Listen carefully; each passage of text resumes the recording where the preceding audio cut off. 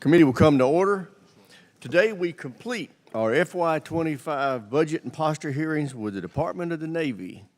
I want to thank the ranking member and all members for their cooperation, hard work, and dedication as we work through 26 hearings in 13 legislative days.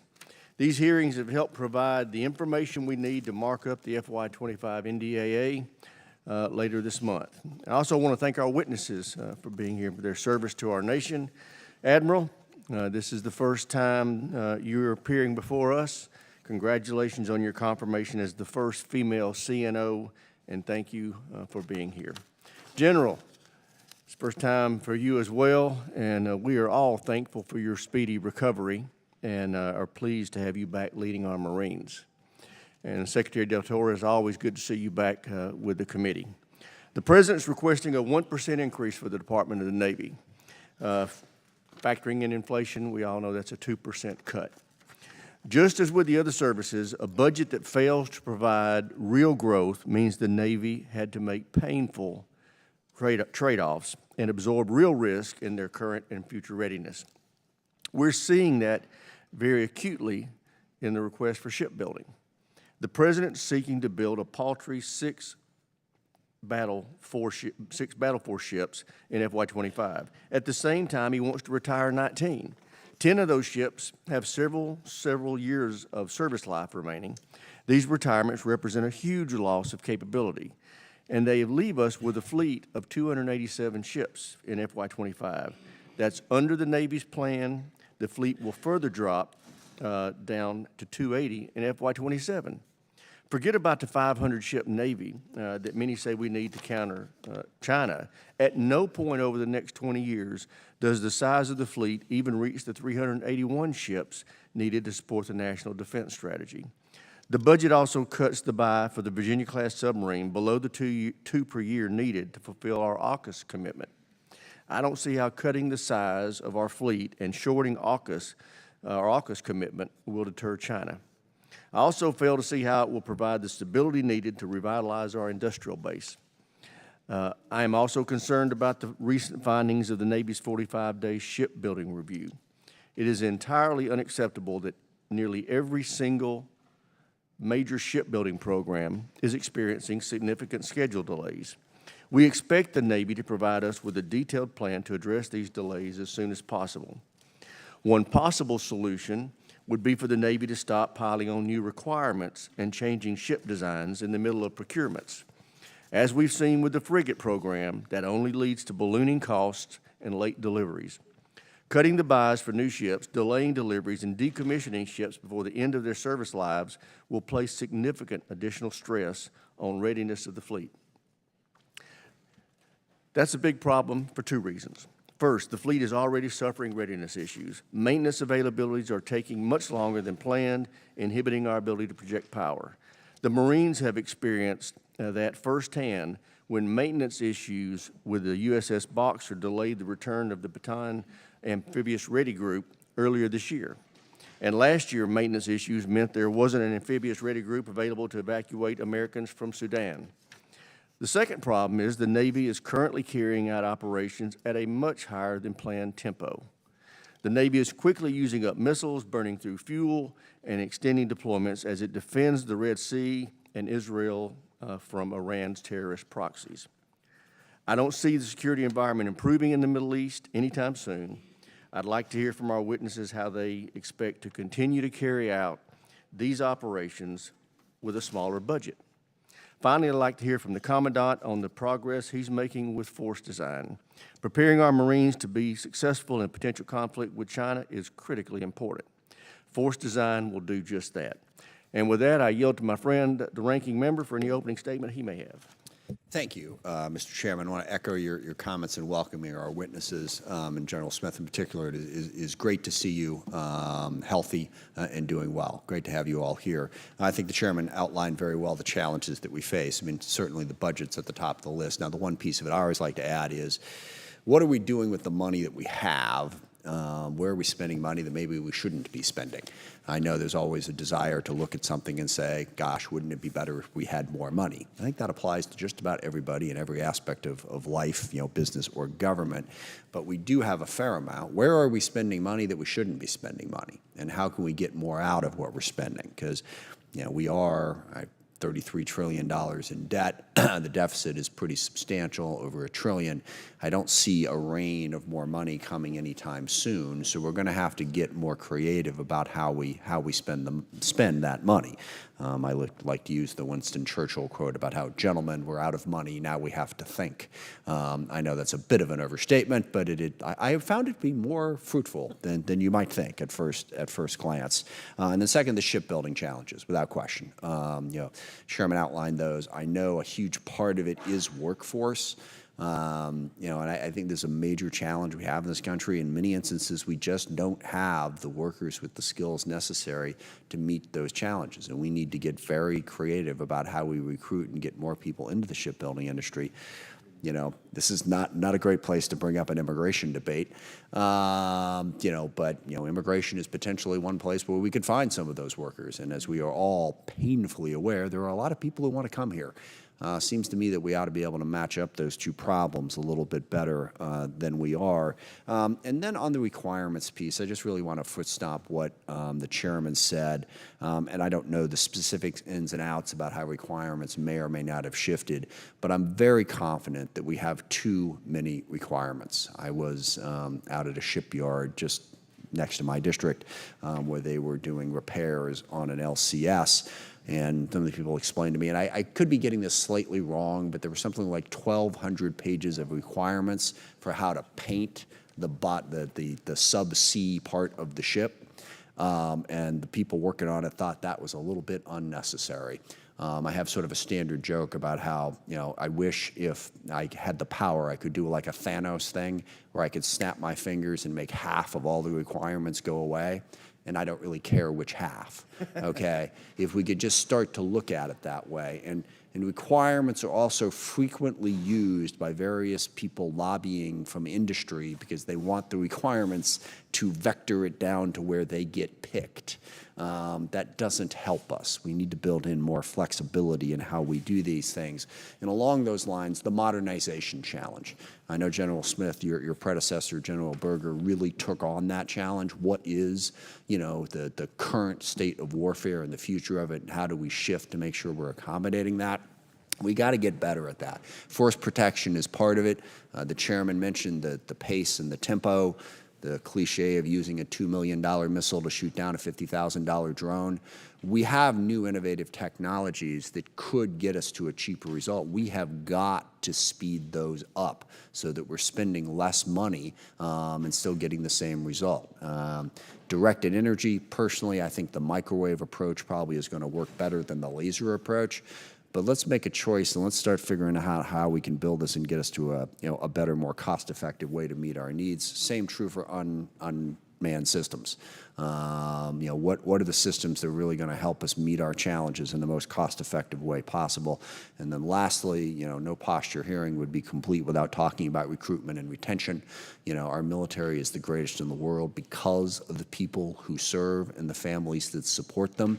I know this committee has taken on the task with our quality of life task force to say, what can we do to really improve the quality of life for service members and their families? That's part of the equation, but would love to hear from all of you about how recruitment and retention is going and what we can do to help it be more successful. With that, I thank the chairman, thank the committee for going through another posture season, and I look forward to testimony. I yield back. I thank the ranking member. Now I'd like to introduce our witnesses, the Honorable Carlos Del Toro, Secretary of the Navy. Admiral Lisa Franchetti is the Chief of Naval Operations, and General Eric Smith, Commandant of the Marine Corps. I'd like to welcome our witnesses, and we'll start with you, Mr. Secretary. You're recognized. Good morning, Mr. Chairman. Chairman Rogers, Ranking Member Smith, distinguished members of the committee. It's an honor to again appear before you this morning to discuss the posture of the Department of the Navy. First and foremost, I would like to thank General Smith and Admiral Franchetti for answering again the call of our nation time and time again. They, like all who devote their careers and in many cases indeed sacrifice their very lives in defense of their fellow Americans represent everything that makes the United States a beacon of hope and freedom around the world. Together, our combined years of service to our country totals over a century marked by multiple deployments, time away from home, sacrifices made by our families. And as we gather here this morning, tens of thousands of our sailors, Marines, civilians, and their families are either stationed or deployed all over the world, making the same sacrifices and enduring the same trials that myself, General Smith, and Admiral Franchetti have faced throughout our careers. In the Indo-Pacific, our Navy and Marine Corps are sailing and operating alongside our international allies and partners in support of a free and open maritime commons, one where nations are secure in their access to the seas and where their rights within their exclusive economic zones are respected and upheld by all nations, including the People's Republic of China, as they should. Across Europe, we, in cooperation with our NATO allies, are supporting our Ukrainian partners as they continue their fight to restore their territorial and national sovereignty as Russia's illegal full-scale invasion is now into its third year. I commend Congress for passing the National Security Supplementals last month, allowing us to continue providing support to our Ukrainian partners as they fight to restore peace in their homeland and defend democracy for all free nations. And in the Red Sea, today our sailors and Marines have countered hundreds of missiles and drones launched by the Houthis these past 6 months, targeting merchant shipping and the warships of both the United States and our international allies and partners. We are confronting an adversary supported by Iran that has no respect for the innocent lives of civilian merchant mariners, and one that is actively targeting our ships, attempting to harm our sailors and Marines because we dare to defend the defenseless. And last month, the USS Carney, the USS Arleigh Burke, both operating in the eastern Mediterranean Sea, intercepted several Iranian ballistic missiles heading towards Israel. For those who question why the American taxpayer should provide for and maintain a Navy and a Marine Corps, look at what is happening today in the Middle East, where we are defending the free flow of international commerce and actively defending our international allies and partners. Members of the committee, we are here before you today to ask for your continued support, your partnership, and your commitment to ensuring that the nearly 1 million sailors, Marines, and civilians of the department that we lead are ready on all fronts at all times when called upon.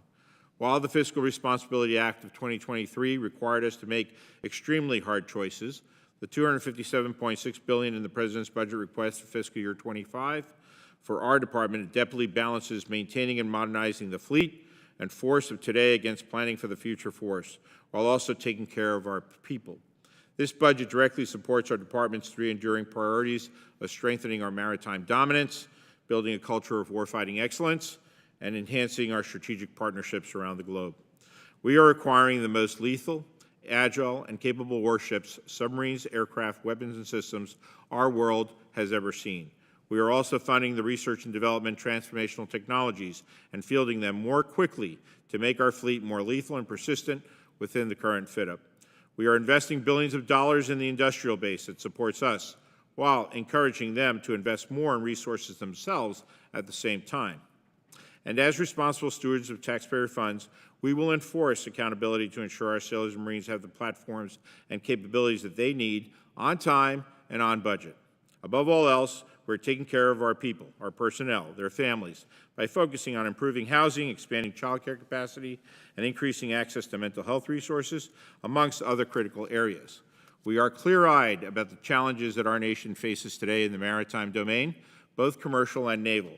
And as a maritime nation, we must confront the challenges of today and prepare for the potential conflicts of tomorrow by investing in a strong Navy and Marine Corps. Again, it's an honor to appear before you this morning, and we look forward to discussing with you how best to deliver the Navy and Marine Corps that our nation requires. Thank you. Thank you, Mr. Secretary. Admiral, you're recognized. Chairman Rogers, Ranking Member Smith, distinguished members of the committee, good morning, and thank you for the opportunity to testify on the posture of the United States Navy. On behalf of our sailors, Navy civilians, and their families deployed and stationed all around the world, thank you for your leadership and your continued support in providing and maintaining the Navy the nation needs. I'd also like to thank my teammate, General Smith, for his exceptional partnership and collaboration as we guide our services under the leadership of Secretary Del Toro. Flanked by two oceans, the United States is and always has been a maritime nation, whose security and prosperity rely on access to the sea. And for over 248 years, the U.S. Navy has guaranteed that access, operating forward, defending our homeland, and keeping open the sea lines of communication that fuel our economy and underwrite our nation's security. The events of this past year and the actions taken by your Navy Marine Corps team in the Indo-Pacific, in the Mediterranean, and the Red Sea, and beyond, underscore the enduring importance of American naval power.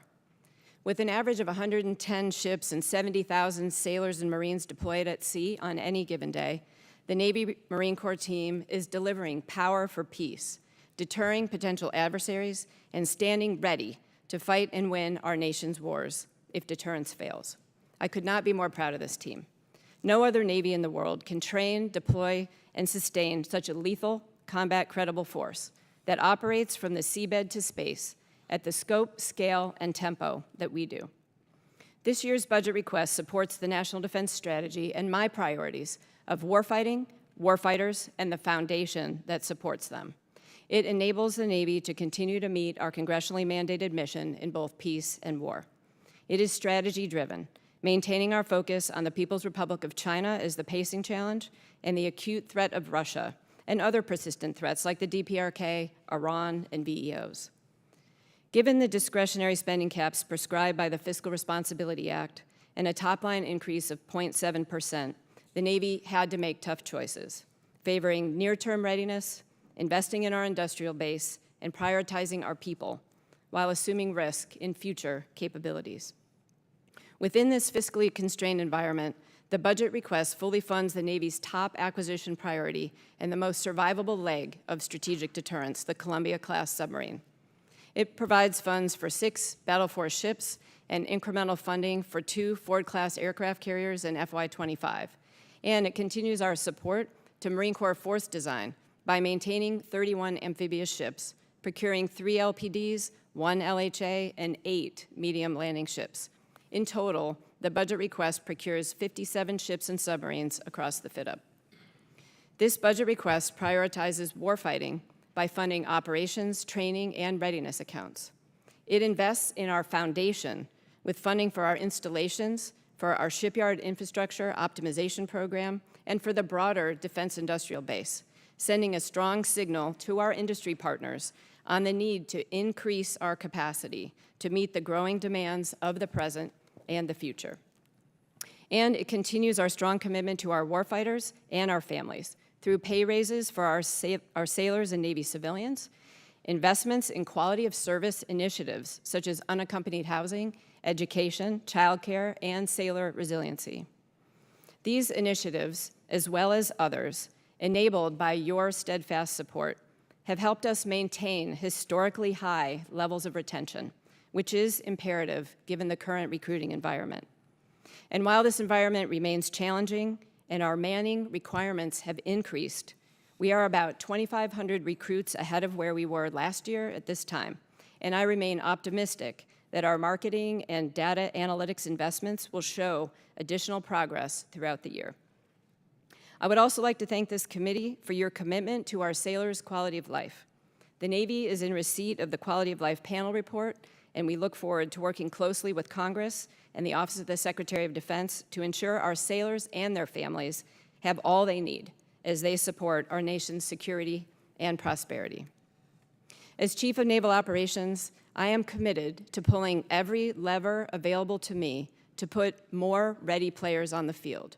Platforms that are ready with the right capabilities, weapons, and sustainment, and people who are ready with the right tools, skills, training, and mindset to defend our nation's security and prosperity wherever and whenever it is threatened. I thank the committee for your leadership and partnership in ensuring the world's premier warfighting force remains ready to preserve the peace, respond in crisis, and win decisively in war if called. I look forward to your questions.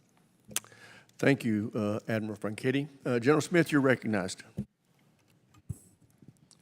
Good morning. Chairman Rogers, Ranking Member Smith, ladies and gentlemen. Thank you for the opportunity to represent your Marines today. I'd like to start by sincerely thanking this committee for its enduring support and your advocacy for a timely, predictable, and sufficient budget that enables the Marine Corps to remain the first to fight. I'd like to express my deep gratitude for the partnership between my shipmate Admiral Franchetti and me as we lead our respective services under the leadership of Secretary Del Toro. Whether deterring, responding to crisis, or in conflict, it will be the Navy and our Marine Corps Expeditionary Forces who make first contact with partners seeking help or adversaries seeking a fight. Our partnership, collaboration, and integration is a decisive advantage. Recently, I published my updated guidance to the force entitled Maintain Momentum. I chose this title as I firmly believe the Corps is on the right path under force design. A few points from that document. First, I believe that the Corps must continue to strike a balance between high-end modernization and our commitment to persistent, forward-deployed naval expeditionary forces that campaign and respond to crises globally. This effort is represented by our Marine Expeditionary Units. Second, we must prioritize our operations with the Navy and its amphibious ships, and we must provide Marines with the organic mobility to rapidly maneuver from shore to shore, ship to shore, and back again. Third, on recruiting, our performance speaks for itself. We will continue to make mission without ever diminishing our standards. Additionally, our top-performing Marines are re-enlisting at historic rates, and we must sustain this trend. Fourth, we must maximize the capability of our reserves to ensure that our nation has the ready bench of warriors that they have relied on since the founding of the Marine Corps Forces Reserve in 1916. And fifth, I'm dedicated to ensuring a quality of life for our Marines that matches the high demands we place on them every day. That means nutritious food, high quality and accessible gyms, and a safe, quiet place to recover from a hard day's work. Our Barracks 2030 initiative is our most consequential barracks investment ever, and it is sorely needed. While aggressively pursuing these priorities, I commit to you that our Corps will always be frugal and accountable with the resources that you and the American people provide. I'm proud of my Marines and civilian Marines who enabled the Marine Corps to receive an unmodified audit opinion earlier this year, the first of any service to do so. They told us what we have long known, that when you entrust us with the taxpayers' money, it is money well spent and fully accounted for. All these things are critical to maintaining the strength and dominance of your Marine Corps. This year marks 249 years since the founding of our Corps. That is 249 years of battles won and peace upheld in the name of democracy and prosperity for our nation and for all nations who abide by the international rules-based order. But increasingly, world events demonstrate that this order is being challenged. Free trade, unrestricted access to the seas, peaceful cooperation between nations, big and small, are under assault. Our nation's prosperity is underwritten by a strong Navy and Marine Corps who maintain a global presence and keep malign actors at bay. Thank you again for the opportunity to represent your Marines today. I pledge to continue to work closely with each of you to ensure your Marine Corps remains the most lethal fighting force on the planet, and I look forward to your questions. Thank you, General. Before I recognize myself for questions, I want to acknowledge the presence of a special guest today. We've got a former long-term member of this committee and also a classmate of mine and a retired Marine Colonel, John Klein, with us today. Good to have you, John.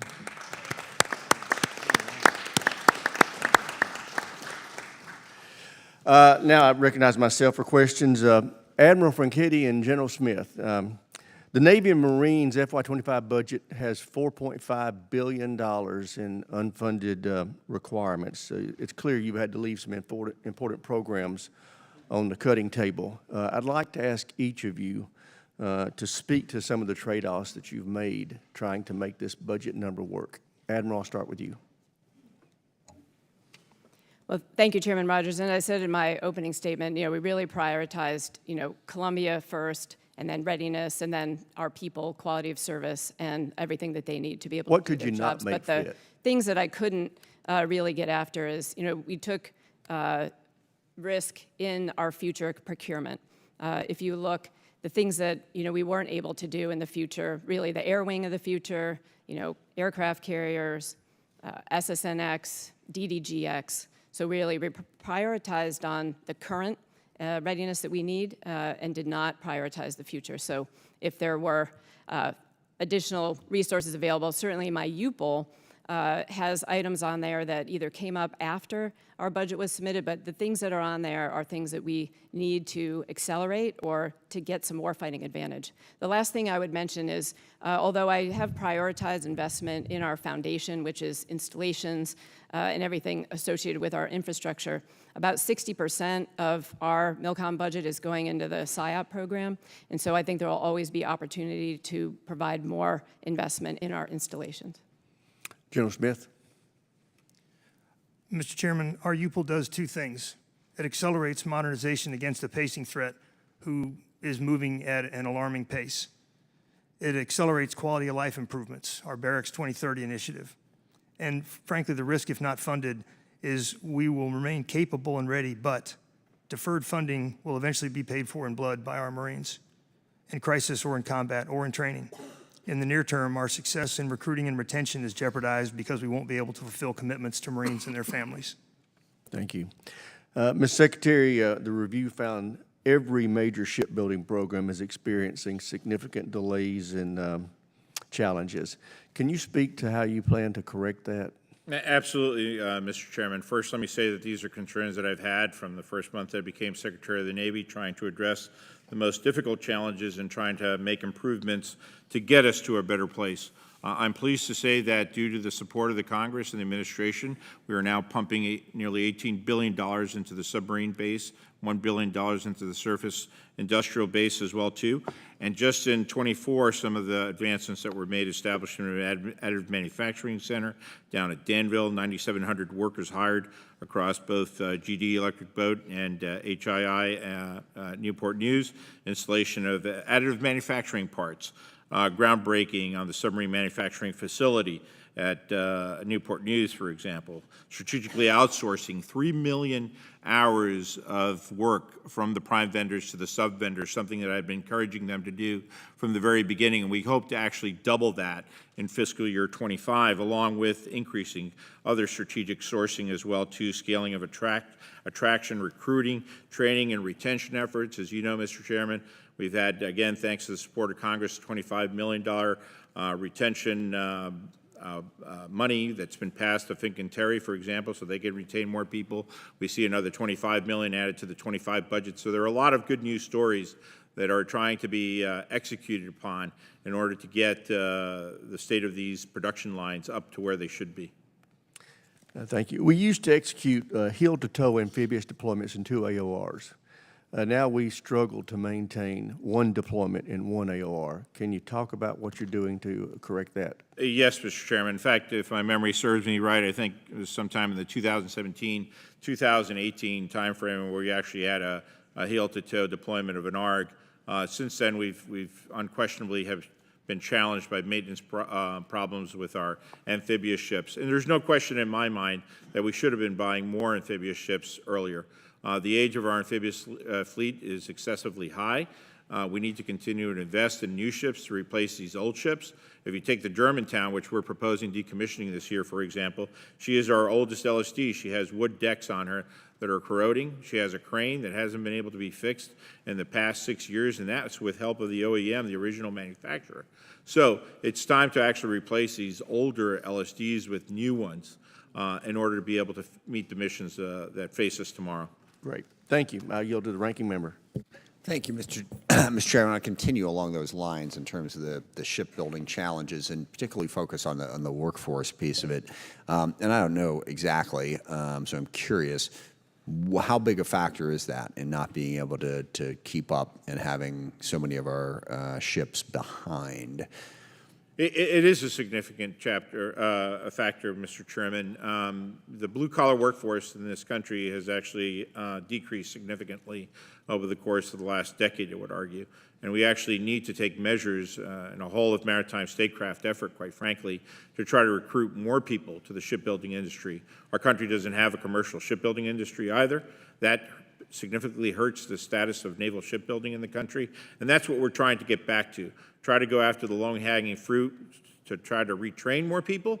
My members from my office just came from Ohio just a few days ago, for example, a meeting with the Boilermakers Union of Ohio to try to get them to be able to retrain people at Bartlett shipyard, for example, and so that they could actually go into the shipbuilding industry. There's about 4,000 Boilermakers in the Is there a way to quantify this? Are we like, we need 10,000 workers, or we need 20,000? Understanding that it's going to differ specialty to specialty, but in general, is there a number that either you or the Admiral could give us on how short we are here? I think we're going to need upwards of 50,000 and more shipyard workers into the future to be able to constitute the demand signal that we're putting in. Have we worked at all with high schools on, beginning to show people the, basically career and technical education to say, because I know there's been a bit of a pivot certainly in my area, and we have a robust, shipbuilding industry there. We're building a maritime high school, which focuses on a number of different issues. But, an effort to take people in high school and say, hey, this is a career that you could pursue.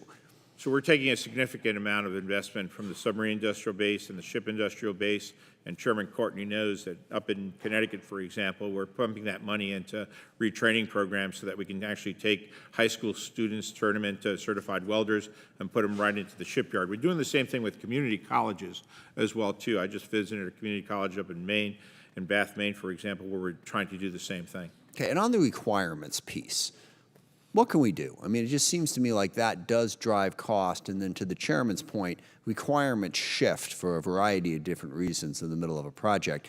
But even before we get to the shifting, just the set of requirements that are thrown up as a starting point, is anyone taking a serious look at that? And I'd be interested in all three of you just giving a quick comment. How can we shrink that down so that we can be more nimble in how we meet our manufacturing needs? It's a complicated situation. And Yes, of it course, is. it's made even more complicated over the years because every time you have a new operational requirement, it adds additional requirements to the factor as well, too. When you take it, just as one example, we want to operate more in the Arctic, right? Well, our DDGs, for example, are only designed to operate a set number of days in the Arctic. But if we're going to operate more in the Arctic, we got to reinforce those holes on our DDG Flight 3s, for example, and our DDG-Xs in order for them to be able to do so. So there are times when there are legitimate growth and requirements to support an operational mission, but in many cases, it's also telling the shipyard how to do their job, and we shouldn't be doing that. We should be setting the overall requirements and letting them build to those requirements as well, too. Sometimes safety factors are at play as well, too, and lawyers get involved, and so one lawsuit drives 100 different additional requirements to the process as well. Absolutely. Just very quickly, in time I have left, Admiral, General Smith, you want to offer thoughts?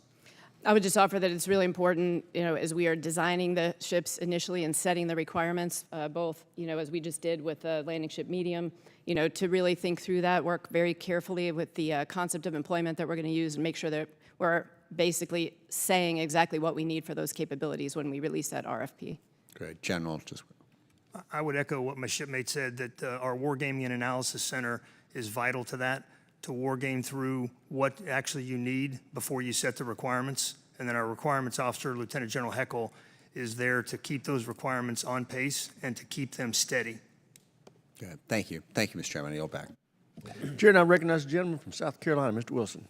Thank you very much, Mr. Chairman. And indeed, we are so grateful to have with us today Congressman Colonel John Klein of Minnesota. He served with such distinction and still does. And so it's so good to see his bright face here today. Thank you. With that, too, I want to thank each of you for your service. I grew up with a great appreciation of the Navy in the holy city of Charleston, South Carolina, with the Navy base there. I was a Sea Cadet, and so I saw firsthand the great work. And then I'm also grateful to be today a Navy dad, and my son is an orthopedic surgeon in the Navy. And then for everyone in military service can be so uplifting. I now, with his service in Naples, Italy, I've got 3 grandchildren who speak perfect Italian. And so who would ever imagine the ripple effect of military service? And then, General, I'm really grateful. I previously represented Parris Island, Marine Corps Air Station Beaufort, and I saw young recruits come and to be totally transformed from what they were into Marines having very meaningful lives. And so it's just an extraordinary opportunity that you provide for the young people of our country as we defend our country. And Secretary Toro, the Missile Defense Agency's budget request for fiscal year 25 cuts the procurement of Standard Missile 3 or SM-3 Block 1B interceptors, which is our Navy's primary defense against tactical ballistic missiles for the Aegis Ballistic Missile Defense Weapon System. This deviates from last year's budget request, which set procurement of these interceptors through fiscal year 29. I'm concerned that this proposal was drafted prior to the commencement of the outrageous and illegal attacks on Israel by Iran and its puppets on October 7, 2023 and beyond. Where these SM Block 3 1B interceptors have been expended to protect American troops and freedom of navigation in the Red Sea. With the current trajectory to end production of this proven defense against the threats in the CENTCOM region, will this create a gap of defense capability, and what is the department going to do to address the gap? Congressman, thanks for that really important question. I truly believe that SM-3s will be needed in greater numbers in the future. Given the operations that took place in defense of Israel here recently, where some were fired, and very effectively so, I think given the future threat and our deterrence mission in the Indo-Pacific, we are going to need more SM-3s in the future, and I think that those decisions were made before recent operations. I think we're going to have to relook that in order to add more SM-3s in the future. And thank you, Mr. Secretary, because it really is shocking to me. Here we are in the 21st century with the Iran missile attacks on the citizens of Israel, and then you have the Houthis, puppets of Iran, with their capabilities, underwater sea capabilities that of nomads. We're dealing with dictators with rule of gun invading democracy's rule of law, whether it be war criminal Putin, whether it be the regime in Tehran, whether it be the Chinese Communist Party. We've just got to be prepared and address the changes that occur. Additionally, with the hearings that we've had, the integrated air and missile defense ballistic systems that we have, there has been a dialogue between the departments of integrating the unmanned aerial systems with the Aegis ballistic missile defense architecture. Is that proceeding? I'm sorry, Congressman, can you repeat it? You're talking about integrated unmanned aerial systems with the... Yes, sir. Yeah. So as one example, we're very excited, obviously, by the current operations associated with MQ-4, MQ-9, and in the future, MQ-25.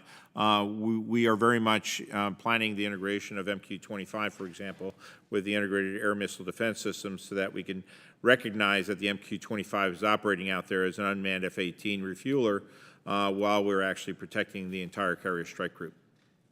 Well, again, as we face the changes, it's just so startling. Again, in the 21st century, this shouldn't be occurring.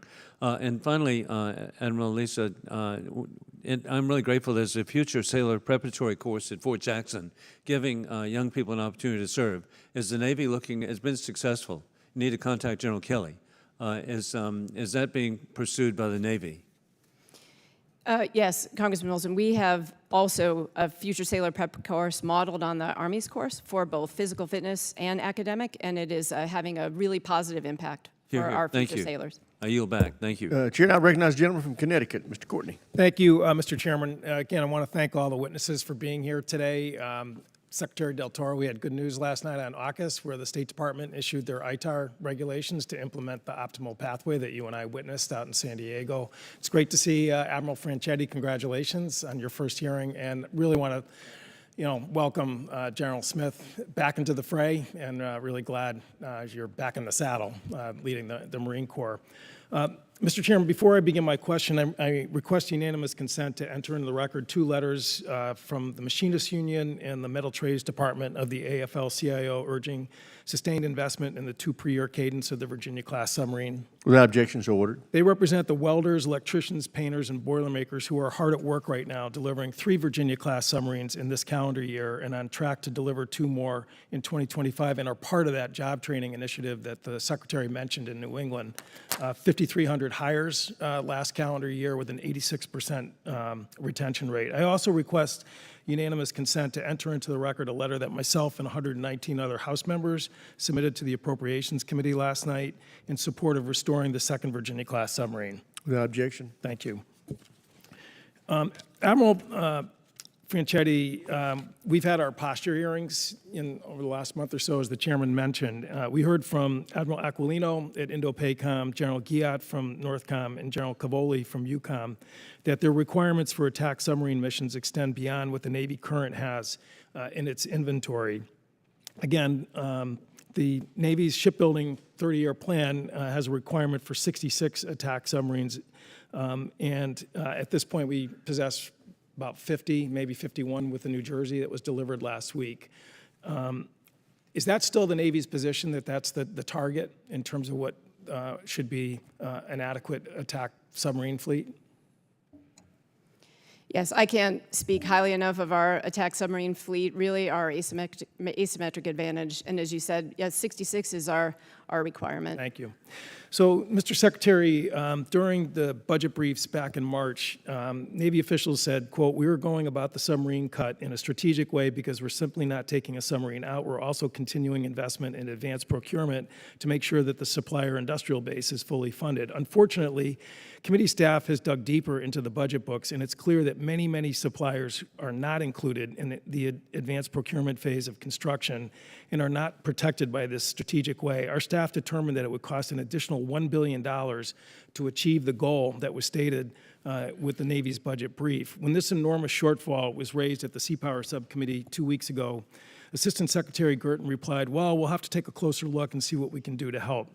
Does the Navy today have an answer to these supply chain companies, which again, the analysis shows are not going to be protected the way it was intended? Well, thank you, Mr. Chairman. Let me first also reaffirm our complete commitment on the part of the entire Department of the Navy to the 66 attack submarines. We currently have 50. We have 11 that are actually under construction and 4 additional ones under contract. And I'm confident with the 26 budget, we'll eventually get to the 66 that are required. Of course, we need to have them built faster and have those production rates increase. With regards specifically to these vendors, we're in constant contact with these vendors. The purpose of advanced procurement money, however, isn't to fully fund all the vendors that are in the supply chain. It's to fund those vendors that are most critical to the supply chain. I don't think there's ever been a confirmation that we can support, full funding of all the vendors across the entire spectrum. Mr. Secretary, if I could just say, my time is running out. I know some of those critical supply chain companies, they are left out, okay, with the plan that was submitted by the Navy. They are picked up through the full funding phase of the submarine program, not advanced procurement long lead items. And again, this is a real problem, which again, we now have dollars and cents in terms of what it would take to fix that. Not a penny of that would go to the general contractor, that $1 billion. That was all, again, to make sure that all these fabricators and parts manufacturers are actually going to be protected, as Mr. Raven had indicated in his opening statement. And again, at some point, to really protect them, we should just go forward with what was in the plan, the fit-up last year, to have 2 submarines included in this year's budget. We are going to work really hard with your team to try and accomplish that goal. We've done it in the past. We did it in 2013 when the Obama administration eliminated a submarine, and in 2020 when the Trump administration eliminated a submarine. Sometimes it was in the UPL's list, sometimes it wasn't. But we, using our constitutional duty, Article 1, Section 8, Clause 13, to provide and maintain a Navy, we stepped forward and filled that gap, and it's a good thing we did. With that, I yield back. Thank the gentleman. Chair, and I recognize the gentleman from Virginia, Mr. Whitman. Thank you, Mr. Chairman. I'd like to thank our witnesses for joining us today. Secretary Del Toro, I want to begin with you. We know that in the Indo-Pacific, in order to deter conflict, this is the tip of the spear effort. It's a Navy Marine Corps fight. In order to do that, we have to have ships. Listen, our sailors and Marines are great, but until they can walk on water, we better be building them ships. We know that the entire effort there needs to be about the existing Navy and building new ships. The President's budget comes over this year. Build 6, retire 19. 10 of those before the end of their expected service life. I'm not a mathematician, but it seems to me you can't do addition by subtraction. We know that there's continued cost growth and schedule movement to the right in building new ships. So if we're not going to repair the ships we have and we're going to be delayed in getting new ships, it seems like to me the delta will get even bigger. And I've warned for years that there are real consequences to this. If you look at what's going to happen just in the Hampton Roads area, one of the great places for ship repair, from FY18 to FY28, we'll have a reduction in workload demand there by 50%. Employment levels there will go from 7,800 ship repairs to 3,800 ship repairs. We know once those people leave, they're not coming back. So, Mr. Secretary, what do you have in mind for the capacity of our U.S. repair yards? How do we maintain a Navy? How do we make sure that we as members of Congress who have a constitutional responsibility, the Constitution says to maintain navies. How do we maintain them if this demand signal goes away and we have this massive decrease in the number of ships that we're going to keep on when we need them? How does that work? Tell me, what's the Navy's plan going forward to sustain our Navy? Well, thank you, Mr. Chairman. First and foremost, as you know, the debt discussions that took place here on Capitol Hill led to the Fiscal Responsibility Act that actually puts excessive downward pressure on the United States Navy. And part of that is actually then having to make the choice to decommission legacy ships. I hate to interrupt, but it's I know, but this is a complicated discussion. It's the broader constitutional responsibility that we have to defend this nation. I understand about the Fiscal Responsibility Act, but it is about making priority decisions on the resources that But I have to make those priority decisions based on the law. Now, if the law does not allow me to spend more money than the 1% increase over last year's budget, I then have to make says really maintain tough. our navies. Maintain our navies is what the Constitution says. But the laws are what I have to follow on a year-to-year basis. And so I have to actually take a look at retiring legacy systems so that we could actually build new ships, and we're building 58 of them across the FIDM. None of those come into operation, though, inside the future year defense plan. So all of our dreams are going to come true outside. You'll be long gone, and somebody else is going to be That's saying, right. well, I'd have gotten to the Navy if I didn't have to deal with what was given to me prior to. And to the chairman's point, I'm trying to work with industry to increase the production rates. For example, the New Jersey, for example, was delivered just last week, and it was delivered almost 3 years late.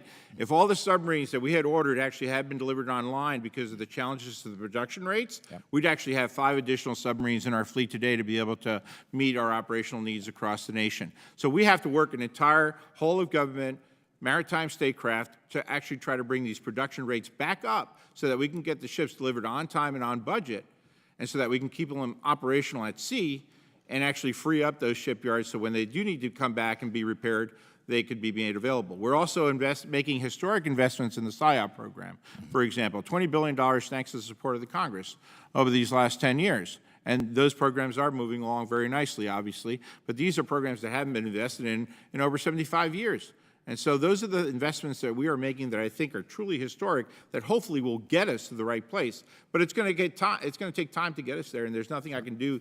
I can't snap my fingers and have these ships built faster. But I understand about new construction, but we got to have the maintainers. If we're going to let the maintenance side atrophy, when you do get those new ships, where are the repairs going to come from? So then we're going to be in a situation of being able to maintain a 355 ship Navy if and when we ever get there. So there is the maintenance side of the formula that I think is critically important. I would argue probably today even more important than the build side. I understand the delays in the build side. All those things are reality. Let me ask you this. Admiral Franchetti, I wanted to get your perspective on where we are with SSN projections, building one submarine. Now, the Australians look at that and they go, well, wait a minute. We thought we had an AUKUS agreement here. We thought we were going to build 2 a year. We thought we were going to be able to buy some from the United States. How do we sustain the fundamentals of the AUKUS agreement? If you were an Australian and looked at this and go, is the U.S. really serious about this? They're going out to building one submarine this year when they say we need to have a pace of 2.3. And they look at it and go, I thought we were going to buy some submarines from them. I thought we were actually going to have a cooperative agreement there. How do you see this as being able to sustain Gentleman's our time's SSN expired. fleet? Chair, and I recognize the gentleman from California, Mr. Garamendi. Thank you, Mr. Chairman. So many things here. Money, or not enough money. We had $4.5 billion of unfunded priorities. I think you mentioned that, Admiral. I would point out to the committee that the Sentinel program has been non-McCurdied, stopped. $4.6 billion is expected to be spent on it this year. Maybe that could be delayed and spent on the Navy. Maybe. if this committee decides what should be done. We make choices here about prioritization. The fact of the matter is we do not need the Sentinel for at least another decade and a half. But this is the Navy. You do build Columbia-class submarines, don't you? Yes, sir. At about $7 to $8 billion a copy. Sentinel's $137 billion over the next decade plus. That's about 8 Columbia-class submarines. If we had the shipyards, which unfortunately my colleague Mr. Waltz is not here, he and the subcommittee on readiness has developed a interim national maritime strategy that speaks to the commercial side of it, which is also the shipyard side and the ability of our shipyards to produce ships on the commercial side, but also to repair naval ships. So there's an overarching strategy that we're working on here. General Smith, welcome back. Delighted you're here. Delighted you appear to be in great health. Thank you. You've always fancied, and you've told me, and I'm sure others, that the Marine Corps is fast and light, capable, able to operate independently as part of an integrated joint force. What capabilities is the Marine Corps pursuing to enable that mobility in contested environments? What do you need to carry out that goal? Well, Mr. Garamendi, thanks for the warm welcome. It's good to be back. What we need is the landing ship medium. The request for proposal is out for industry now, and we can't go fast enough. Landing ship medium built to commercial standards, and I'm pleased with the FY25 shipbuilding plan, which is 11222. I'll use the Ford F-150 analogy. It's based on existing commercial standards, and the requirement for this is 35 with the initial purchase of 18, and they will provide more littoral mobility for the stand-in forces. They're low signature, they're rapid, and they can carry with them our medium missile batteries, which are a requirement to deter the People's Republic of China. Very good. You mentioned commercial standards. Unfortunately, the ranking member stepped away. He's way into standards right now. I was listening to him early on. I assume those commercial standards would relieve part of the problem that he was talking about. I believe they would, sir. Admiral Franchetti, one of my favorite subjects, and I know you're aware of it, has to do with the ability of the shipyards to actually conduct their work. In order for those shipyards to be efficient and effective, they have to know well ahead of time what the incoming availability, that is ship, needs to be done. Could you help me understand how the Navy is in real time keeping track of what every ship needs to be done in an availability? Thank you, Congressman Garamendi. You know, our shipyards do need that information ahead of time, and one of the things that we've been focused on through the NAVSEA enterprise is identifying all of that work along the way through the port engineer, the type commander, and working with all the different program executive offices on whatever modernization needs to be done in the shipyard to develop that full package. Our objective is to have that package locked in 120 days before a shipyard availability begins, so the shipyard can plan, so we can get the materials that we need to be able to do that, so we don't have unnecessary delays or growth work, because that's where you start to see the delays. Thank you very much, Secretary DeToro. Thank you for visiting Mare Island. And I would point out to the committee that the privately owned shipyards have a program available through MARAD to upgrade their shipyards. However, the amount of money that is available through the ongoing budget is minuscule. Gentleman's time's expired. Chair now recognizes the gentleman from Tennessee, Dr. Desjarlais. Thank you, Chairman, and thank you all for being here. Secretary Del Toro and Admiral Franchetti, the next questions will be for you. The U.S. Navy has been tasked with the critical mission of keeping Red Sea commercial shipping lanes open by neutralizing Houthi missile and drone attacks. Could you briefly describe this mission for the committee?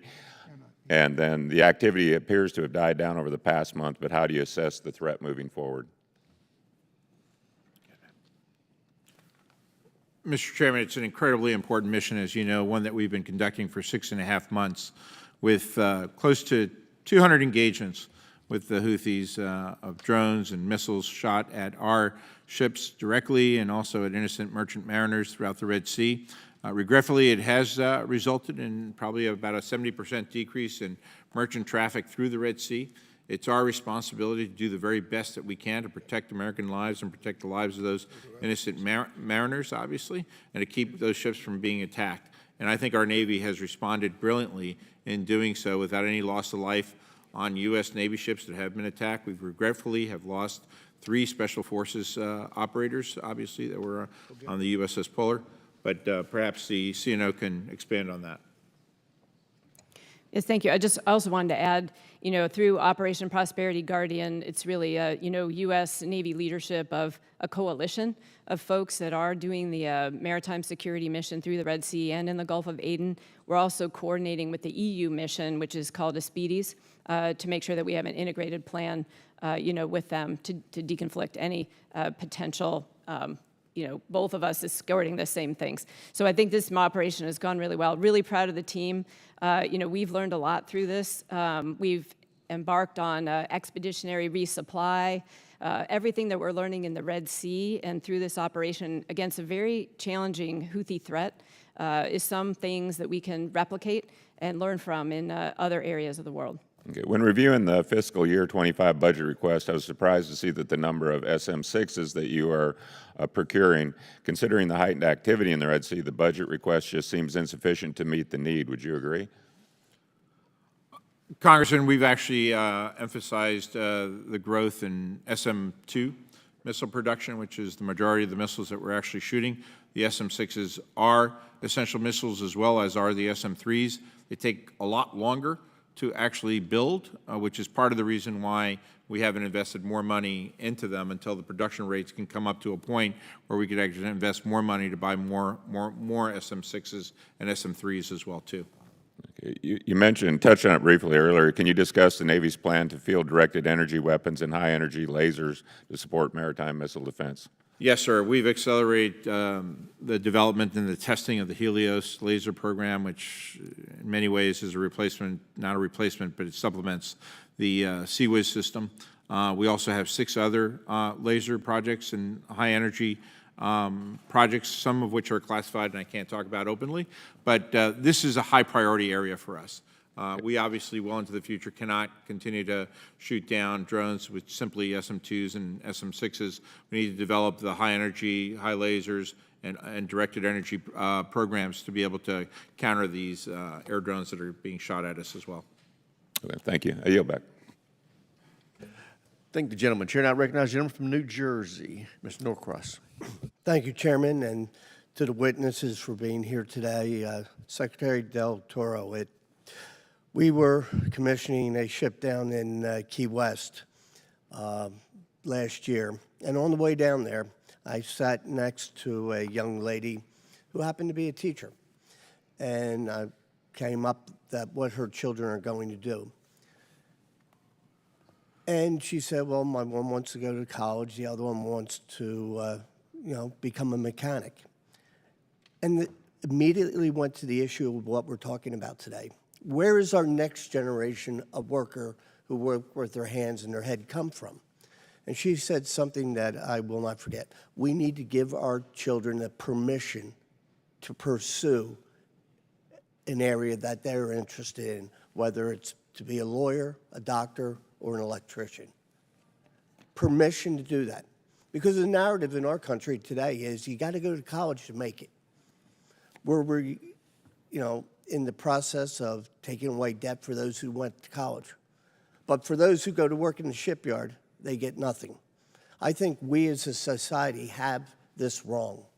Whether you want to become a lawyer or you want to become a welder, we value those the same. And until we as a nation value those things the same way, we're not going to get the people in the shipyard the way we need it. We look at them many times as a society as second class. I know that, and I see that. So when we talk about that next 50,000, we as a nation have to value that for what it is and do that. You talk about the blue-collar workforce being reduced over the last 50 years, and it has. The number one reason is we offshored those items, that manufacturing that we did. We did that to ourselves, chasing the dollar instead of the capacity. So here we are trying to build it back up and wondering why we can't get there. Well, I think we need to look in the mirror and saying, we need to make sure that capacity goes on here. We need friends, we need allies, and we need to work with them. But we need to have the capacity here long-term, not just for 2 days. So after that rant, we're sitting here, and I want to thank the Admiral for visiting the Philadelphia, South Jersey yard, the capacity that we have there. And we had this very conversation when we were there. Why can't we get those people? The Philadelphia repair yard is literally talking about closing because they can't get enough work. The work that's going on there today is with the USS New Jersey that we retired almost 25 years ago. They're doing it, but after that, their work isn't there. So Mr. Whitman talked about that repair. We have to send the demand signals. Why would I want to go to work someplace that's going to shut down in 2 years? So other than money, Secretary Del Toro, and to each of the General and the Admiral, what can we do other than money to send the right signals to get that workforce that we value them? How do you do that? Well, Congressman, I think you hit the nail on the head. And I've been calling for a call to National Maritime Service, not just to uniform service, obviously, in the Marine Corps and the Navy, and through our recruiting efforts, but also to increase the number of civilians that we have working in the Department of the Navy and in our shipyards as well, too, because it is honorable service, as you know. And we need electricians, we need plumbers, we need welders, fitters, we need everything to build these great ships. But in my call to a national maritime statecraft, I think resurgence of the commercial shipbuilding industry would also help tremendously so. And it would help the economy, it would help create more jobs across the entire country. We've essentially have given up on commercial shipbuilding, and China, and thank God our allies in Japan and South Korea have also invested heavily in shipbuilding, but we've lost that art here in the United States. We can't even build our own LNG ships here in the United States, for example, when we should be building them. So I think it's also complicated by some of our immigration policies. We need to increase legal immigration. We need to increase work visa programs to allow other workers coming from other countries to come here as well and fill these jobs that are being unfilled. The good news is that unemployment is under 4% across the entire country. The challenge, however, is that we need more workers to continue to feed our growing economy. And so that's the challenge that we have, and I think a national call to maritime service is what I'm committed to. If I may, in addition to those leaving the service, recruiting them to go back to work, because many of them continue to work for years after that. And more importantly than that is the number one way, other than telling them of their value, is to pay them the right wages. And with that, I yield back. In complete agreement with that statement, the Chair and I recognize a gentleman from Mississippi, the General. Yeah, I want to concur with a lot of the thoughts. Listen, we can blame it on money, we can blame it on budgets, but for the last 3 years, we've asked to give away more ships than we're bringing. So it's not just that thing. And here's what I will say. We have to have a consistent message to our shipbuilders that we're going to build ships. We can't change that. We can't change the requirements. We have to send a constant message that we're going to continue, because we will never get our workforce in place if we continue to say we're going to do a strategic pause on amphibs.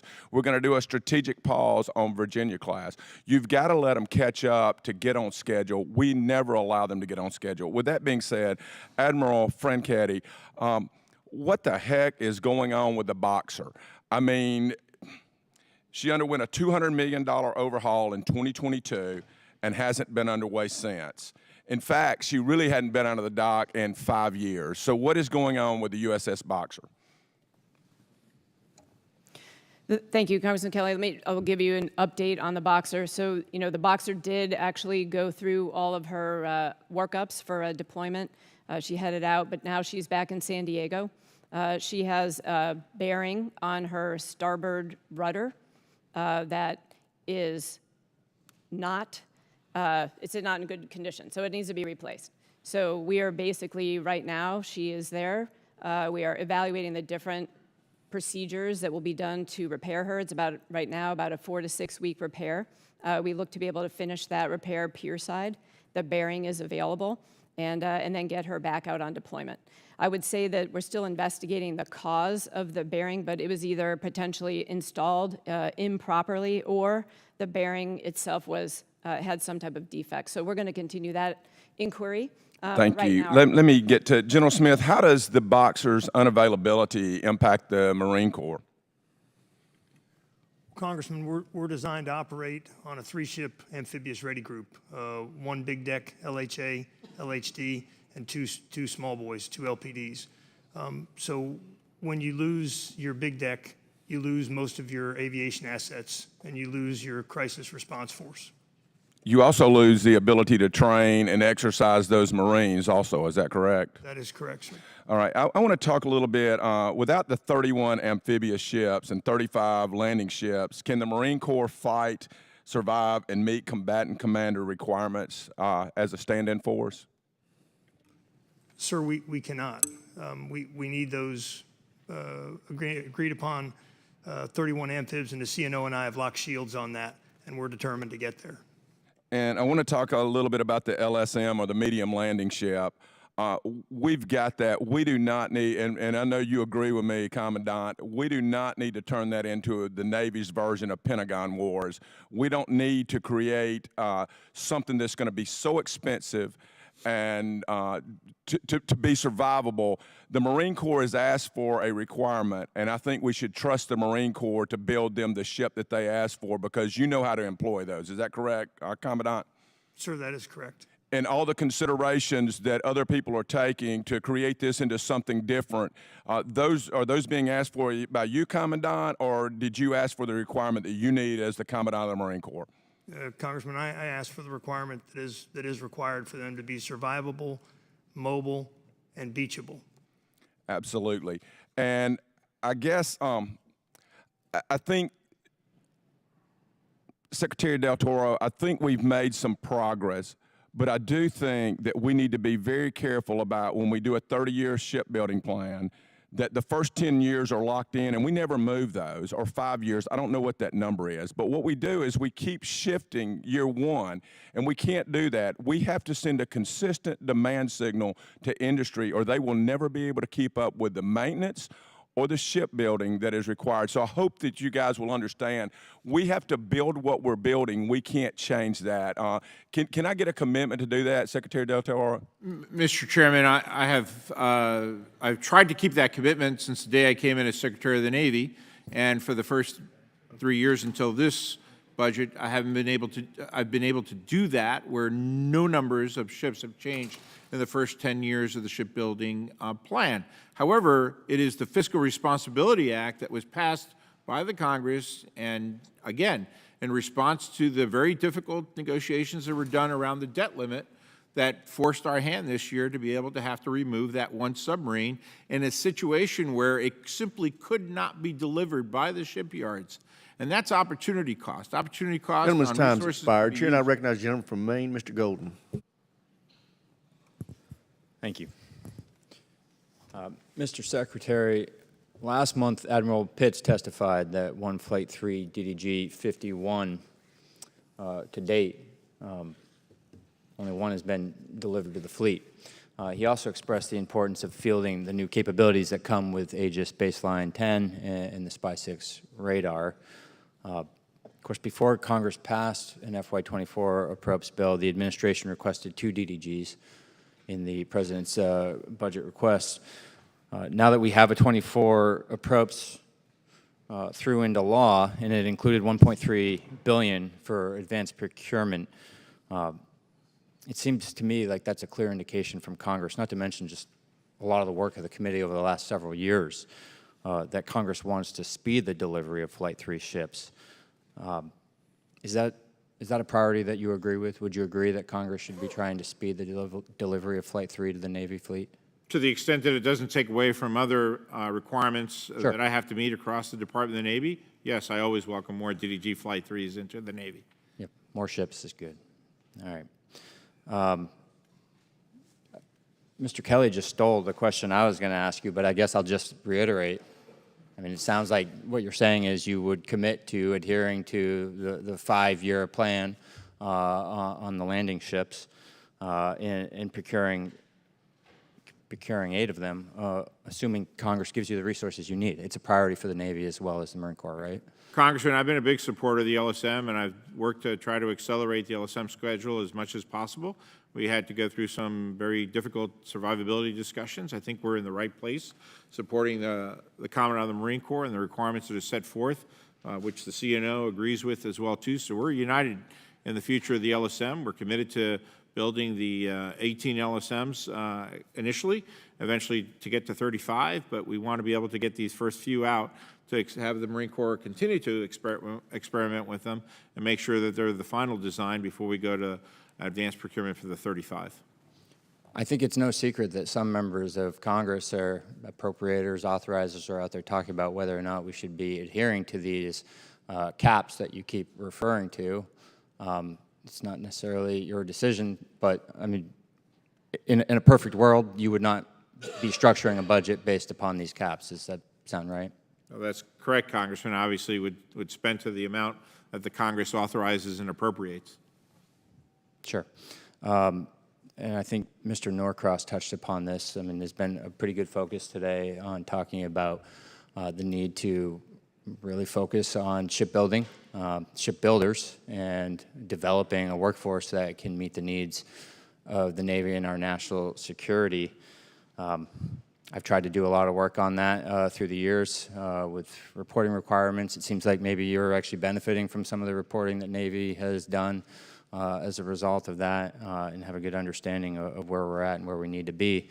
I just want to reiterate again, my office is even hearing from shipyards in the Philly region who do repairs and maintenance that they're getting ready to lay people off. I know that we're behind schedule on maintenance and repairs in general, so I'm just hoping that the Navy will do a good job of spreading some work around to try and ensure that we're not losing skilled workers at a time when we're talking about having. Congressman, we have robust conversations with all the shipyards, small, medium, and large across the nation. I personally have visited many of them, Mare Island, Philadelphia Naval Shipyard.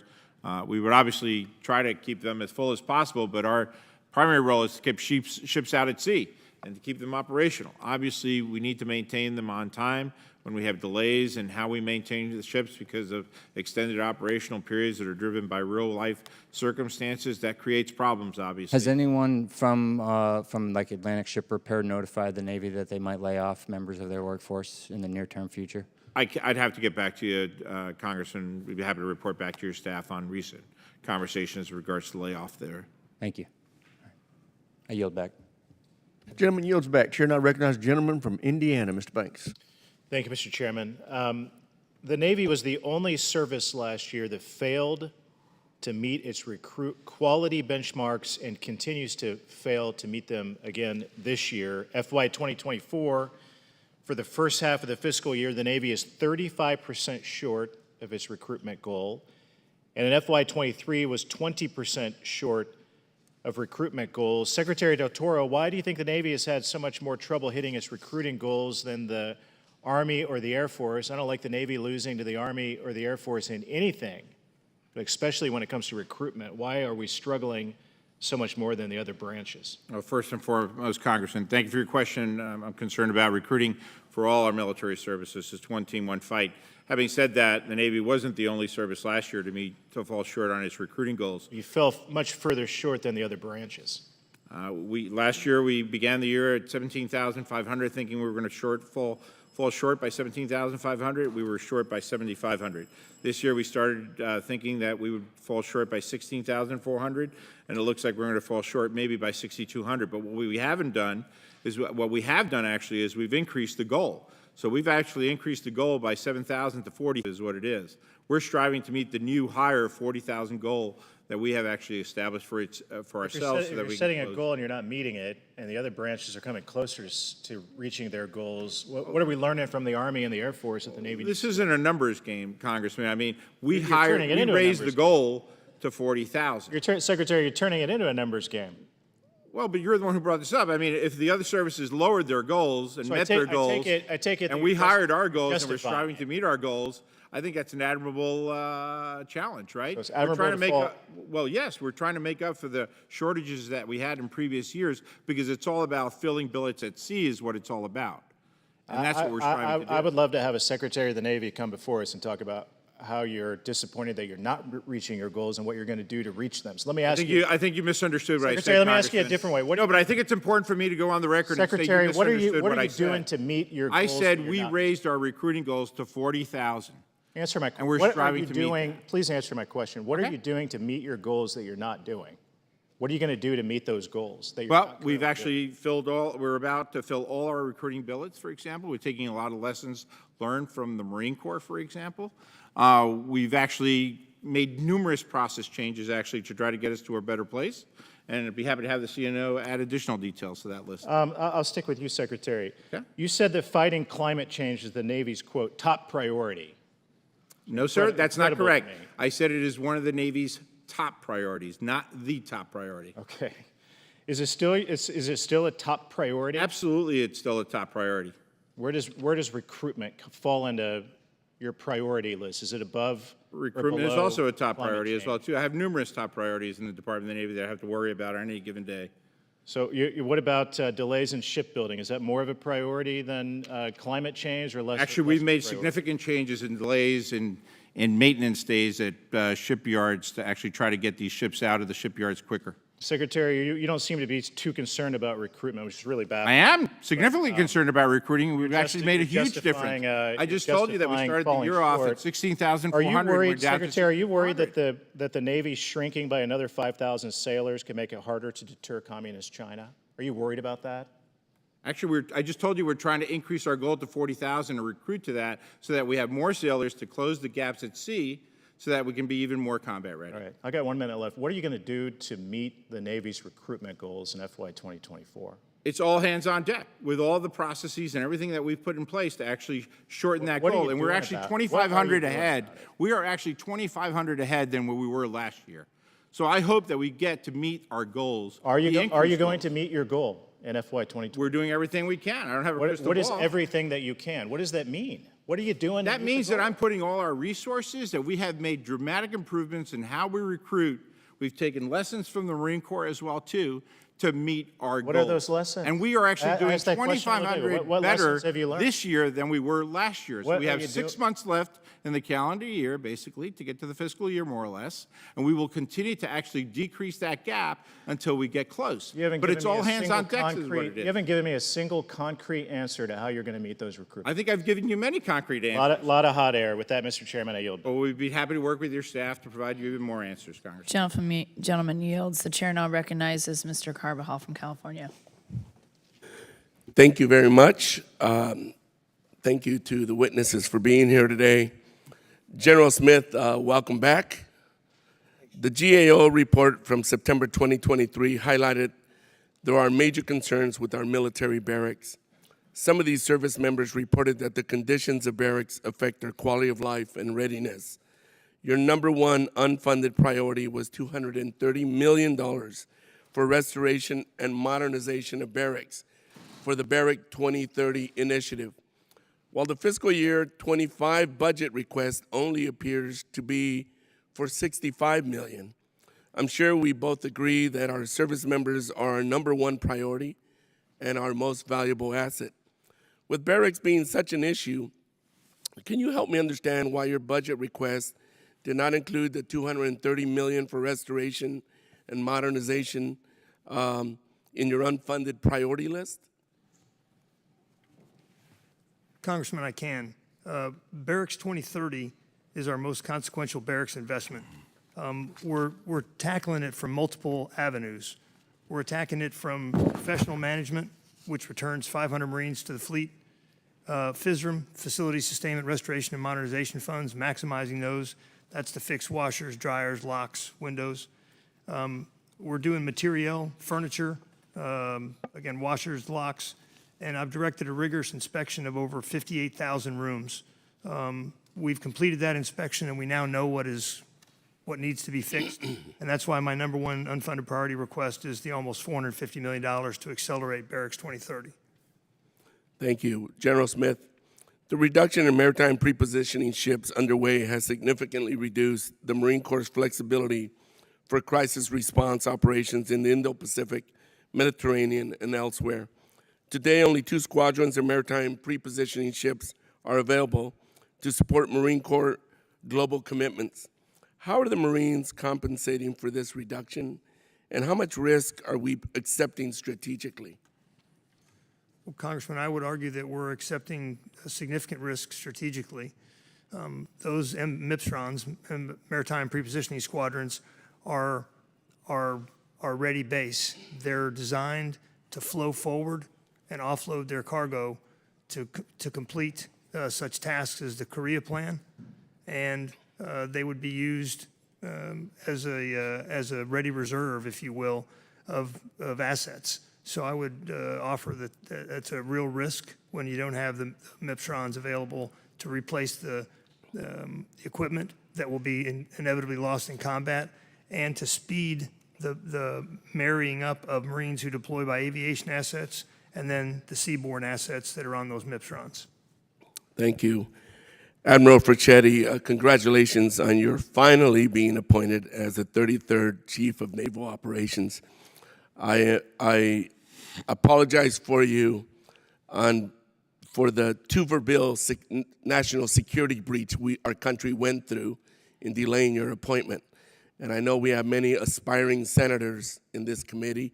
I sure hope they understand the breach that was created by not allowing many of our appointments to move forward. Admiral, can you speak to the Navy's Sea Lift campaign plan, specifically how the Buy Use program will work with Sea Lift preposition and surge assets? Thank you. And, Sea Lift is critically important, one of our core functions of the Navy, and we're really taking a three-pronged approach to Sea Lift. First, we are doing service life extensions on our existing platforms, and then the Buy Used program that you mentioned. This has been very productive, and speaking with Transcom and Merit on these conversations, this is a very good program. We've already bought a number of ships, and we are projected to buy up to 9, which is our limit. So we'll have a legislative proposal in there to remove that limit so we can continue to do that. We're also in the process of designing a new Sea Lift ship. And so again, working with all stakeholders to make sure that we have that capacity that we need going forward. Thank you, Admiral. And I'm out of time, so Secretary Del Toro, thank you for being here. Thank you for articulating the good answers to the bad questions that sometimes you receive. Thank you very much for your service. Madam Chair, I yield back. The gentleman yields. The chair now recognizes Mr. Waltz from Florida. Thank you, Madam Chair. Secretary Del Toro and General Smith, if we could just talk very quickly about the Abbey Gate families from the disgraceful Afghanistan withdrawal. Mr. Secretary, I sent you a letter requesting that the 11 Marines killed at Abbey Gate during the withdrawal be posthumously promoted in accordance with 10 U.S. Code Section 1563. It authorizes members of Congress to initiate a recommendation for an honorary promotion, and I'm grateful that less than 2 weeks after the bombing, you posthumously promoted Navy Corpsman Soviak to Hospital Corpsman 3rd Class. But it's been nearly 3 years since these brave Marines were killed, and more than 6 months since I made this request to you. When can we do what's right and promote these Marines? Congressman, this is a very sensitive issue, obviously. The corpsman was promoted largely because she had already was under consideration for promotion. I asked my staff to take a look at Medal of Honor recipients who received their Medal of Honor posthumously since the beginning of the Vietnam War. We've had over 50 Marines that courageously lost their lives in battle and received the Medal of Honor. None of them were promoted I have posthumously. limited time. We have huge issues. I get 5 minutes on behalf of my... None of them were promoted posthumously. When are we going to promote Or can you give me an answer of why you're not going to promote these 11 Marines? It's been 3 years. It's under consideration, but it's very long unlikely are that you they gonna will be promoted. It's very unlikely. Yes, sir, because they were not under consideration at the time for promotion. So given the fact that we haven't posthumously promoted 50 Medal of Honor recipients since the beginning of Vietnam, it's Were they very killed in unlikely. action, all 50? Excuse me? Were they killed in action, all 50? Yes, sir, they were killed in action, all 50. There are a Most of them is- number, we'll come back to you within, as I stated in the letter, there's a number of instances where soldiers, sailors, Marines were not under consideration for promotion, including some that I lost in action, and yet they were promoted because their service secretary decided it was the right thing to do. You have that authority. I have the authority, and I'd be happy to conduct further But you're making a discussions with you on the decision subject. to not execute that authority. Well, like I said, Congressman, there have been 50 Medal of Honor recipients that were not promoted God bless them. posthumously. But in this case, And one has to take a look at that as precedents, basically, for actions moving forward. Mr. Secretary, if that's your decision, that's certainly, but I want also out there for the record that you have the authority to promote those Marines. General, should those Marines get promoted? Congressman, as a rule, we do not grant posthumous promotions. That does not take away from the sacrifices of those Marines killed at Abbey Gate, but even our posthumous Medal of Honor recipients have not been posthumously promoted. I don't think the level of award, General, necessarily should dictate whether you give a posthumous promotion. You look at, I mean, this was the worst withdrawal since Saigon. These Marines were put in an impossible position, defend an airfield, yet let people through by the hundreds, if not thousands. They were put in an impossible position. So we also have to look at the mission, not just historic precedent. And Mr. Secretary, and I would think with your recommendation, General, you have the authority to do it. I'd ask you to reconsider. And let's at least give these families that closure, given the entire nature of what happened in that withdrawal and that they were put in mission impossible, not by either of you, but by the White House. But thank you. If we could just talk about, number one, Mr. Secretary, I told you, we're going to recognize the bravery, and I want it loud and clear, of those sailors in the Red Sea. They're kicking ass and taking names, and we should absolutely pound the table. And please, I'll be there in Jacksonville when they come back to Mayport. God bless the Carney. Thank you, Congressman. But if we ate up my time here, but we have the Columbia, the Virginia, the Constellation, our DDGs are all behind. We have a broader systemic problem here, and I know it's in all of society. I have a maritime strategy that I'm releasing next week, to get at workforce, to get at shipyards and steel and materials and all that, and I look forward to working with the legislative recommendations in it. But I think we have a systemic problem in the Navy as well. Can you speak to that in the time I have remaining? Well, the major reasons for the delays on most of these ships is actually delays associated with the delivery of major components from the vendors, particularly Northrop Grumman with regards to turbine generators and main reduction gears, to their primary vendors. That is the root cause of the major delays associated with each of these, with the exception of the Fincantieri. The gentleman's time has expired. We're running out of time, Mr. Secretary, of 2027.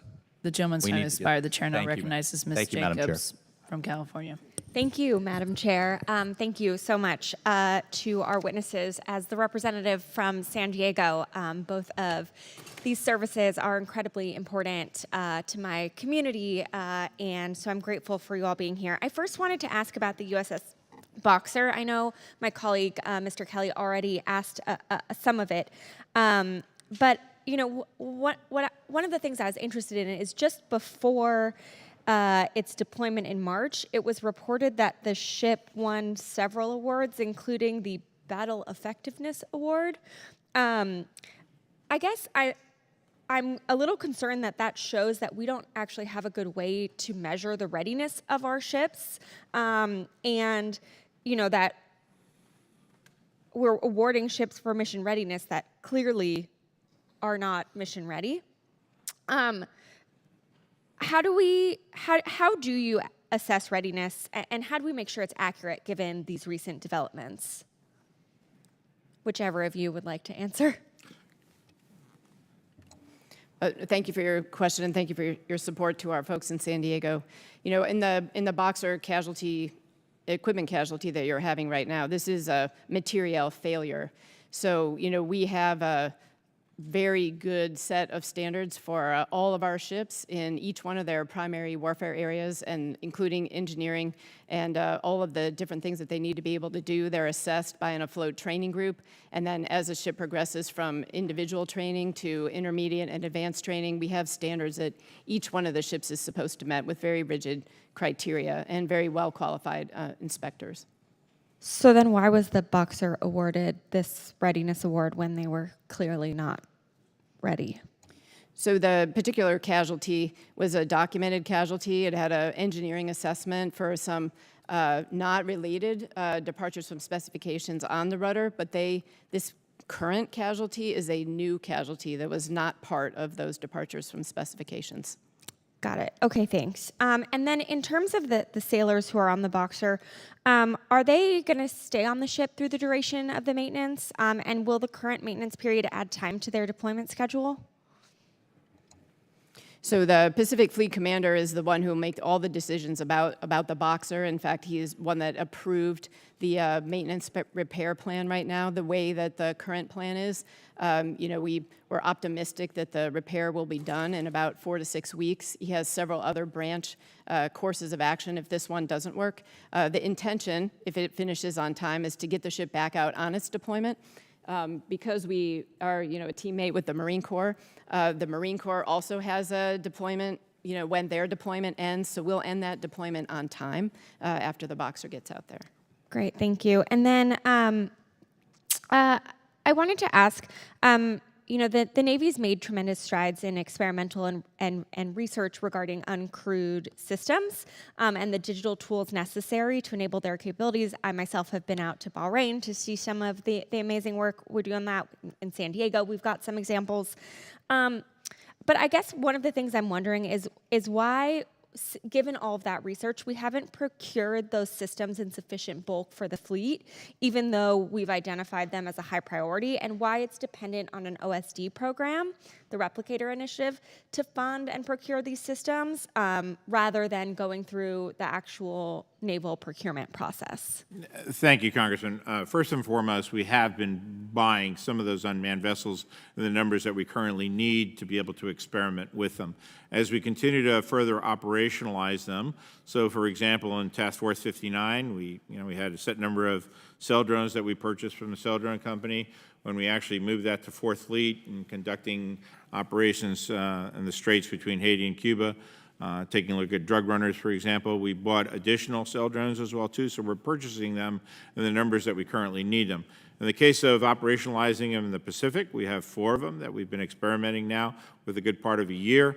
But I think what you will see in the next few years is actually more of those coming to fruition as we continue to bring more of them to work side by side our manned vessels as we operationalize them in the Indo-Pacific as well. So I think you'll see a significant growth in the numbers. The XL UUV is a perfect example of that. Orca is in the final stages of testing for its IOC, for example. We'll have additional 4 of those once they're fully manufactured and deployed out to sea. Great, thank you. Well, I just want to make sure that this approach outlives the current senior leadership at the Pentagon. We've seen great programs fail when leadership changes, and that given the recent issues that have come up with the Air Force and the F-35, that we make sure that the Navy has control over the architecture and software of these kinds of programs. Jen Lee's not the time's contractor. expired. Thank you. Chair now recognizes Jen Lee from South Carolina. Thank you, Mr. Chairman. I want to thank Secretary Del Toro, Admiral Franchetti, and General Smith for being with us here today. My constituents have a great appreciation of the importance of the U.S. Navy and our Marine Corps. In the low country of South Carolina, we make Marines, and we're really proud of that. Beaufort County is home to the Paris Island and the Marine Corps Air Station Beaufort. Our community is deeply supportive of the important work being done to train the next generation of Marines and to defend the homeland. I would like to use my time today to highlight the importance of these installations and their capacity to play an even greater role in our national defense. The Marine Corps Air Station Beaufort has the support of the local community. It has excess capacity and room to grow. The number of squadrons has shrunk from 9 to 5, while the infrastructure to support a larger number of squadrons remains. From my understanding, Marine Corps Air Station Beaufort's location also provides among the largest training areas anywhere on the eastern seaboard. So, General, my first question for you this morning is do we have plans to expand the mission set or number of squadrons stationed there?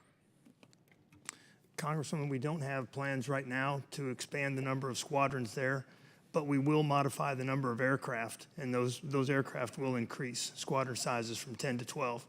And then what's the timing of that implementation? I'll get back to you on that, Congresswoman, to give you the exact details and dates.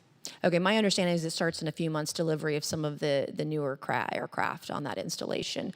Currently, Parris Island lacks the on-base medical facilities, personnel, and capabilities required to efficiently treat recruits who are injured in training. Under the current model, the Naval Hospital in Beaufort provides only ambulatory care, and so many of the recruits are required to secure outside treatment. And we know that if their treatment is prolonged and off the installation, they're more apt to maybe not return back to training, and we want to make sure that they get the immediate care that they need. Would building an on-base multi-purpose medical facility at Parris Island and a smaller clinic at Marine Corps Air Station Beaufort help our Marines get appropriate medical care? What is your sort of sense of medical care for our Marine recruits and their training? Well, Congresswoman, I'm committed to making sure that all of our recruits, East Coast and West Coast, have adequate medical care. And I defer to our Surgeon General, Navy Surgeon General, on the allocation of resources and medical providers to ensure that our recruits have what they need. Because right now, there is a lack of medical readiness at Parris Island, and I acknowledge that. And some of it some of it might be related to chronic staffing shortages, like at the Naval Hospital. Have you all had discussions about that and been aware of maybe some of the high turnover as well? Congresswoman, I speak with Admiral Miller, who's the Surgeon General for the Marine Corps, literally right now, almost on a daily basis. Are there plans to increase recruitment of medical personnel to treat our service members at this time? Ma'am, I'll defer to the Navy on recruiting Navy personnel. Okay.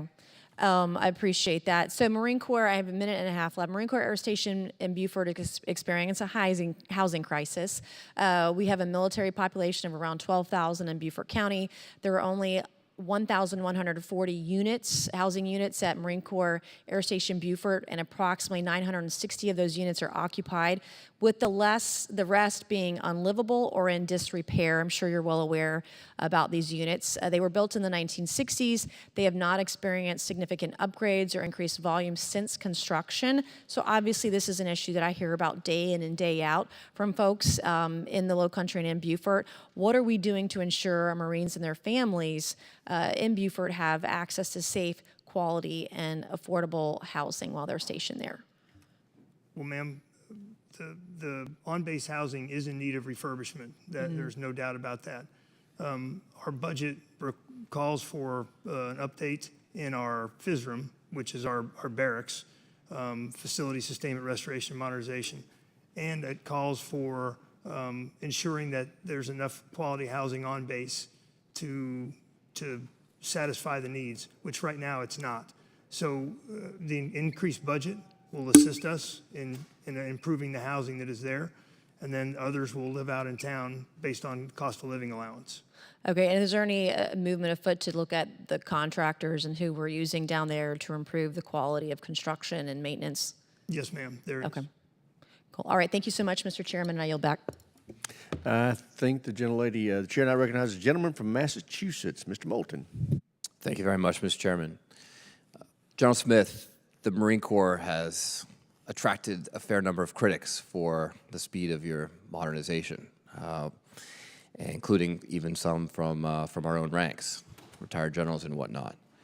Why is the Marine Corps moving faster with modernization than the other services? Well, Congressman, there's a couple reasons. One, we have a commandant, and when the commandant says move, Marines move. But it's not just based on my assessment. It's based on a deep research deep wargaming, deep analysis, and it's in compliance with the National Defense Strategy. So our modernization efforts under the name of force design are designed to make us the most lethal and most ready for the fight that's coming, not for the fight that we just had. Well, some members of Congress got together and wrote an op-ed in the Wall Street Journal some months ago when this debate was at its height, and it was extremely supportive, of course, of what you're trying to do. But we did have one criticism. We had one criticism in the whole article. We said, if anything, the Marine Corps should be moving faster. Now, your plan is to maintain momentum. That's the title of your current plan. But the chairman of the Joint Chiefs says we need to accelerate change or lose. What can the Marine Corps do to move even faster with modernization, and what can Congress do to help? Congressman, the steady, reliable funding is really important. Frankly, when we go into, and this is not to criticize, but when we go into continuing resolutions, thank you, Mr. Secretary. When we go into continuing resolutions, we cannot spend at that year's rate. We have to spend at last year's rate. And all of our advancements are in the current year. So it retards our process, and it retards our progress, and it slows us down. Well, I would just say that if there are any more specific things that you can come to us and say, if we do this, we can move even faster. We can get rid of the old stuff more quickly. We can invest in the new things and field them to the troops even more quickly than we are today. There's going to be a lot of receptivity for that on this committee. Admiral Franchetti, a lot of my colleagues talk about a 355-ship Navy. Do you think that's a reasonable goal? I do. I think every study really that we've done since 2016 shows that we do need a larger Navy.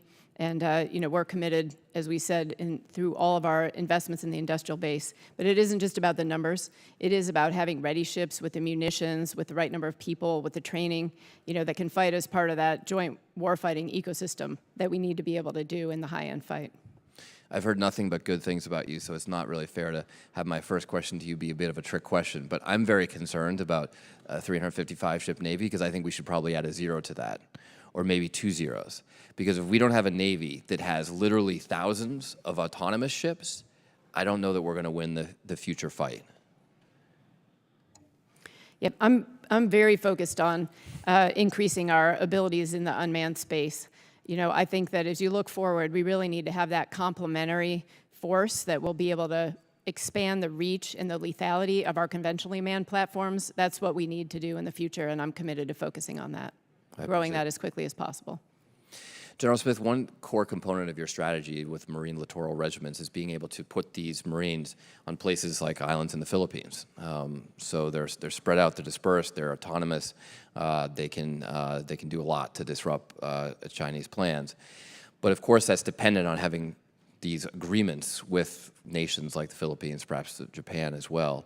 What are you doing to foster those agreements and actually get Marines practicing what you preach? Congressman, we're exercising with our Filipino allies on a regular basis. We just finished Balikatan, the largest one ever, involving thousands of Marines. And so our ability to exercise throughout the southern Ryukyus, the Japanese home islands, and the Philippines is without question. We have a very hospitable host in the Philippines. Finally, Mr. Secretary, you know how important mental health of our service members is to me personally, and having worked with a fellow veteran to pass 988, can you just tell me at this point, is 988 dialable from without a prefix, without a postfix, from all unclassified DoD telephone systems in the Navy and the Marine Corps? Congressman, I can't confirm that it's dialable for every single one, but what I will tell you is that the marketing campaign that we put into effect to actually have the 988 posters throughout every installation is extraordinary. And Gentleman's time's expired. Chair, I I have recognize the visited gentlelady from Virginia, Ms. Kiggins. Thank you. Thank you to our panel for being here. It's certainly a privilege to be in the same room as the three of you. We've done a lot of talking today about the number of ships and how this fiscal year 25 budget takes us down to 287, decommissioning ships prior to their expected service life, decommissioning more than we're commissioning. slowing the aircraft carrier build, having the submarine build. So I'm just worried about that message that's sending to our allies. We've got this great AUKUS agreement in place. We're excited about it. Also to our shipbuilding partners. We talked today about the number of ship repair, and I've got them in my district in Virginia too, that message that sends to them. They can't keep their people. I know continuing resolutions is part of it. It's frustrating to me too. And I know the defense budget is always inadequate, but what are we doing, or what can we do to be more reassuring to partners like allies like Australia, or people we need in the fight like our ship repair and shipbuilding industry? Thank you, Congresswoman. I think the biggest thing we can do is actually reaffirm the commitment just in this FIDP alone that we're investing $18 billion in the submarine industrial base to actually try to increase the production rates to where they need to be so that we can actually build more submarines well into the future. Along those same lines, just talking about messaging and getting our message to our partners like allies and ship-prepared shipbuilders. For the recruitment retention side, I know we've talked about that today too, and I had the privilege of sitting on the Recruitment Retention Quality of Life Task Force. I hope you all have copies of the bound book that we put together. And my ask yesterday to the Secretary of Defense was just to get that word out to the American public. I need them to know that Congress hears them, that we've emphasized things like pay and compensation, housing, child care, health care, spouse employment. I need that message to get to them. So through that's a PR campaign, and kudos to the buildsubmarines.com. I've had multiple people in my district come up to me and say, hey, we've reached out to, we saw the ad. So I think those things work. So let's get that message out to the American people that we heard them and we're taking care of our military men and women. 9,000 new applications just this past year, ma'am. Awesome. And retention is as high as it's ever been in the Navy and the Marine Corps, thanks to your investments in Always quality of room life, for quality of improvement. service. We need to keep down that track. I want to switch gears to naval aviation, subject near and dear to my heart as a former Navy pilot, but I look at programs like the A-12, like the F-22, and we can ask a lot of questions about if we should have done some things differently. I'm looking at the F-35 right now, and yesterday we talked a lot about that expense and how it continues to grow. We have quite a few that are still sitting on flight lines. They're not, we don't have pilots in cockpits yet. I want to put in my plug for Naval Air Station Oceana in my district, and I know, Secretary, we've had discussions too about considering them East Coast Master Jet Base so that we can house the F-35s. I know the city of Virginia Beach is very welcoming to the idea, and I look forward to pursuing further discussions about that. Along those same lines, though, thinking of naval aviation training, and again, my son is now in Corpus Christi, very proud of him, started the pipeline, but the wait for those students is too long. We've invested in them from Cessna training. They're sitting, they're waiting for starting primary, but now we're looking at the T-45s. I know we had recent compressor stall issues. This is the second time that we are now halting, training in the T-45. So I need the Navy to have some foresight and to think about what that replacement aircraft looks like for advanced jet training, because this isn't our first go-around with this. We have options out there. So I want to hear from you all. What is the timeline for replacing that T-45?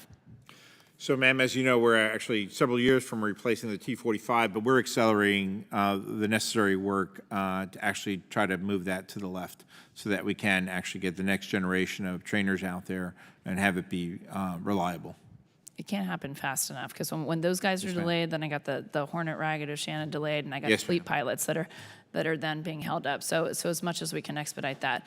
And then I also just wanted to close with a story. I had the privilege of traveling to Israel about 3 weeks ago, meeting with military intelligence officers, dining with just everyday Israelis and families, and listening to them thank me as the representative from Hampton Roads, thanking me and all of us for sending our aircraft carriers, the Ford, the Eisenhower, the Baton, over to sit off the coast of Israel in our quick response after October 7th. They truly believe, each and every Israeli I spoke to, that because of our aircraft carrier presence, that is why Hezbollah did not invade Israel from the north. I had Israeli families dining with their children, skipping around the room, saying, I want to go on the aircraft carrier, I want to go on the aircraft carrier. So I was the representative that received phone calls when we extended those deployments, when they missed Christmas with their families, when they missed the birth of their first child. But because of those servicemen and women, because of our U.S. Navy, we maintain some stability and some peace in that region. I've shared that story with the ship repair shipbuilders, with Navy leadership, but please take that story back to your men and women. We know it's a sacrifice, but we appreciate their sacrifice, and that's what keeps the peace in the world. So thank you so much for all that you do. Thank you, I yield back. I think the gentlelady chair and I recognize another lady from Hawaii, Takuda. Ms. Takuda. Thank you, Mr. Chair. Mr. Secretary, thank you for your continued personal attention to Red Hill and the significant work the department is doing to get things right after the November 2021 fuel spill. As the Navy assumes responsibility for the closure of Red Hill, I respectfully request your focus as well on the necessary work to remediate and restore the aquifer and ensure the long-term safety of our water supply. There's a lot of concern among our communities and constituents that our department continues to view the Red Hill problem set in sequential order, moving from defueling to closure to remediation, when elements of closure and remediation can and should be done concurrently. Mr. Secretary, in the interest of time, I won't ask you to respond, but would strongly encourage the department to urgently prioritize aquifer restoration and remediation efforts for Red Hill. I will go on to say, though, that there continues to be gaps in community trust, and this is a broken trust, as we know, in the department's ability to guarantee the health and safety of their drinking water, especially given the uncertainty created by the Navy's testing regime. The Navy recently released its data supporting the hypothesis that low-level detections of TPH at the Pearl Harbor drinking water system were likely caused by issues with its testing methods. Mr. Secretary, would you please explain why would the Navy use testing for wastewater and solid waste analysis for drinking water, and why did it take 2 years and over 8,000 samples to figure out that they were not doing the right test? Well, ma'am, the conclusions that were made with regards to the testing procedures was a combined conclusion with the President of the Health Department of Hawaii, the EPA, and the Navy. And collectively, they determined that chlorine was actually impacting the actual test results with regards to I think it's the first step to the question. Of So did the TPH. Department of Health and EPA tell you 2 years ago to use a test on these 8,000 samples that were made for wastewater and solid waste analysis, not drinking water? Ma'am, the tests that were used at the time were the only tests that were actually available at the time to be able to use, and they were actually they were on the mainland basically, so we had to actually send all those tests back to the mainland. And actually, just yesterday, I signed a letter to the governor actually saying that we're donating the necessary equipment for Hawaii to actually have its own water testing laboratory in Hawaii. That's great. So you're telling me 2 years ago, when we were suffering from a situation where there was no trust in the drinking water because jet fuel had been poured into it, we were using the only test available, so there was no test available for drinking water. We were using a test on these samples to determine if there was any kind of contaminants in people's home that was for wastewater and solid waste analysis. That was the only one available to you. Ma'am, I am and now not the 2 subject years- matter expert on this, but I will say that we were using the test that was recommended to the Department of the Navy and to the Department of Hawaii Health Resources and to the EPA to test those water samples at the time. So would you now say, based upon your Because track if we had known of some better test, we would have actually been using that test. At the But time, I don't think we understood that the chlorine in the water that's used to actually chlorinate all the water across the United States, which actually have an impact on TPH detections I'm in sorry, the but test itself. if I may just continue my question, I find it also hard to believe that we have the best minds in science and defense sitting in the Navy, also sitting in the EPA, part of our Department of Health, and they were unable to determine or identify that 2 years ago when they started these samplings, because your men and women and their families were seeing sheens in their drinking water, experiencing massive health impacts, that maybe something wasn't right there in that particular thing. So I just asked you this hypothetical question. I'll flip the switch on you a little bit.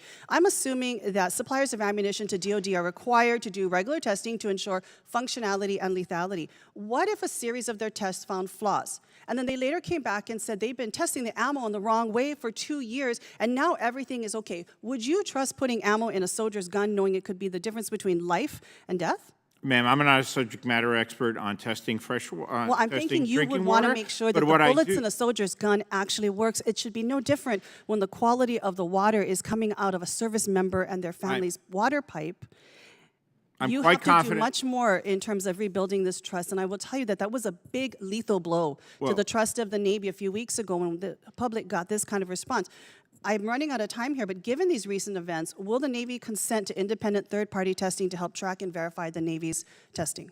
I believe we have had third-water testing going on. So you'd allow on people to come in and numerous drill occasions. holes, collect samples, and do their own independent testing? Those are decisions that have to be made between the Department of the Navy and the Department of Health in Hawaii and So the you're giving EPA Navy moving consent forward. that third-party independent drilling and testing can take place so that it can be verified and I believe we re-verify. have had third-party testing in the past. Okay, that is not the understanding I have, but I'm glad to hear that we have the consent of the secretary to go ahead and allow them to I start doing said this. that we My have time had- is up. Gentlelady's Thank you, Mr. time's Chair. expired. Chair, and I recognize the gentleman from Florida, Mr. Gates. Mr. Secretary, I want to personally thank you for your involvement in Naval Air Station Pensacola to unlock the great potential of our Naval Museum with some changes to the gating system there. This was a sticky wicket for us for years, and because you took the time to go there and really understand that mission, we were able to achieve greater success. And I think it's because you get it. I think you understand that unlocking the imagination in the minds of young people when they interact with our museums and with our demonstration teams, that's a critical vector in the recruiting crisis that we're all dealing with. So I'd love you to share your perspective on that with the committee. No, thank you, Congressman. I always try my very best to get to the core problems that we face and try to fix those problems so we can make our Navy and Marine Corps a stronger team, and actually trying to gain greater access to all of our museums, but particularly that museum, which is so very special to the community, the aviation community, and to the entire Department of the Navy is critical so that young people, high school graduates, community college graduates, grammar school students can actually go and see what the Navy is all about, is important. And I'm glad that we've been able to make progress in actually opening up the museum to a greater number of people in the region. And I must confess, you may become a victim of your own success here, because I have a similar problem that I think you'll see in a similar way. The Blue Angels, as they travel around the country and travel around the world, they ignite a sense of optimism about the Navy and adventure. And we are so proud in Pensacola to be the home of the Blue Angels, but some of the conditions of our hangar systems have fallen into some disrepair following Hurricane Sally. And so we're working right now with your office to try to get the right alignment of PD&E funds to get a new hangar system for the Blue Angels. But I wanted to make sure that you saw the Blue Angels similarly, like you saw the museum promoting all that is good and right in the Navy to get more young people excited about it. Is that something we can work on? Absolutely, Congressman. I think the CNO would agree that the Blue Angels brings tremendous value to our recruiting mission. Yes, great. And, we want to just make sure, that they've got the right digs. I think, Admiral, I'd invite you to come down and spend some time with us in Pensacola, as the Secretary has, the cradle of naval aviation. But you would likely walk away from that experience deeply concerned that there are buckets that are having to collect rainfall, which we occasionally get in Florida, inside the hangar system, not outside. And so I would encourage you to come join us, because we certainly would want our greatest demonstration of naval capability to be able to have the right accommodations to be able to do the mission. Thanks. I look forward to coming down and visiting. Yeah, well, see, and I'm inviting you to a beautiful place. Not all the people on this committee are from beautiful places like Northwest Florida. So I certainly hope you'll take us up on that opportunity. In my remaining moments, I want to talk a little bit about the LCS. The ranking member has sort of convinced me that the littoral combat ship may, sadly, tragically, in some circumstances, turn out to be just an aquatic casket in a world in which we are unable to have sufficient air defense for those, while China is shooting hypersonic missiles at them in the event of a Taiwan scenario. I mean, is there a fight that we can imagine now in great competition where the LCS will even get in the fight, Mr. Secretary? Very much, Congressman, and actually we're taking the necessary steps. Right now we've added the Naval Strike Missile to 6 of the LCSs, for example. By 26, we hope to have them all on the Independence class and then on the Freedom class by 2032. Actually, I may have those reversed, right? But we plan Will on that putting... provide hypersonic air defense?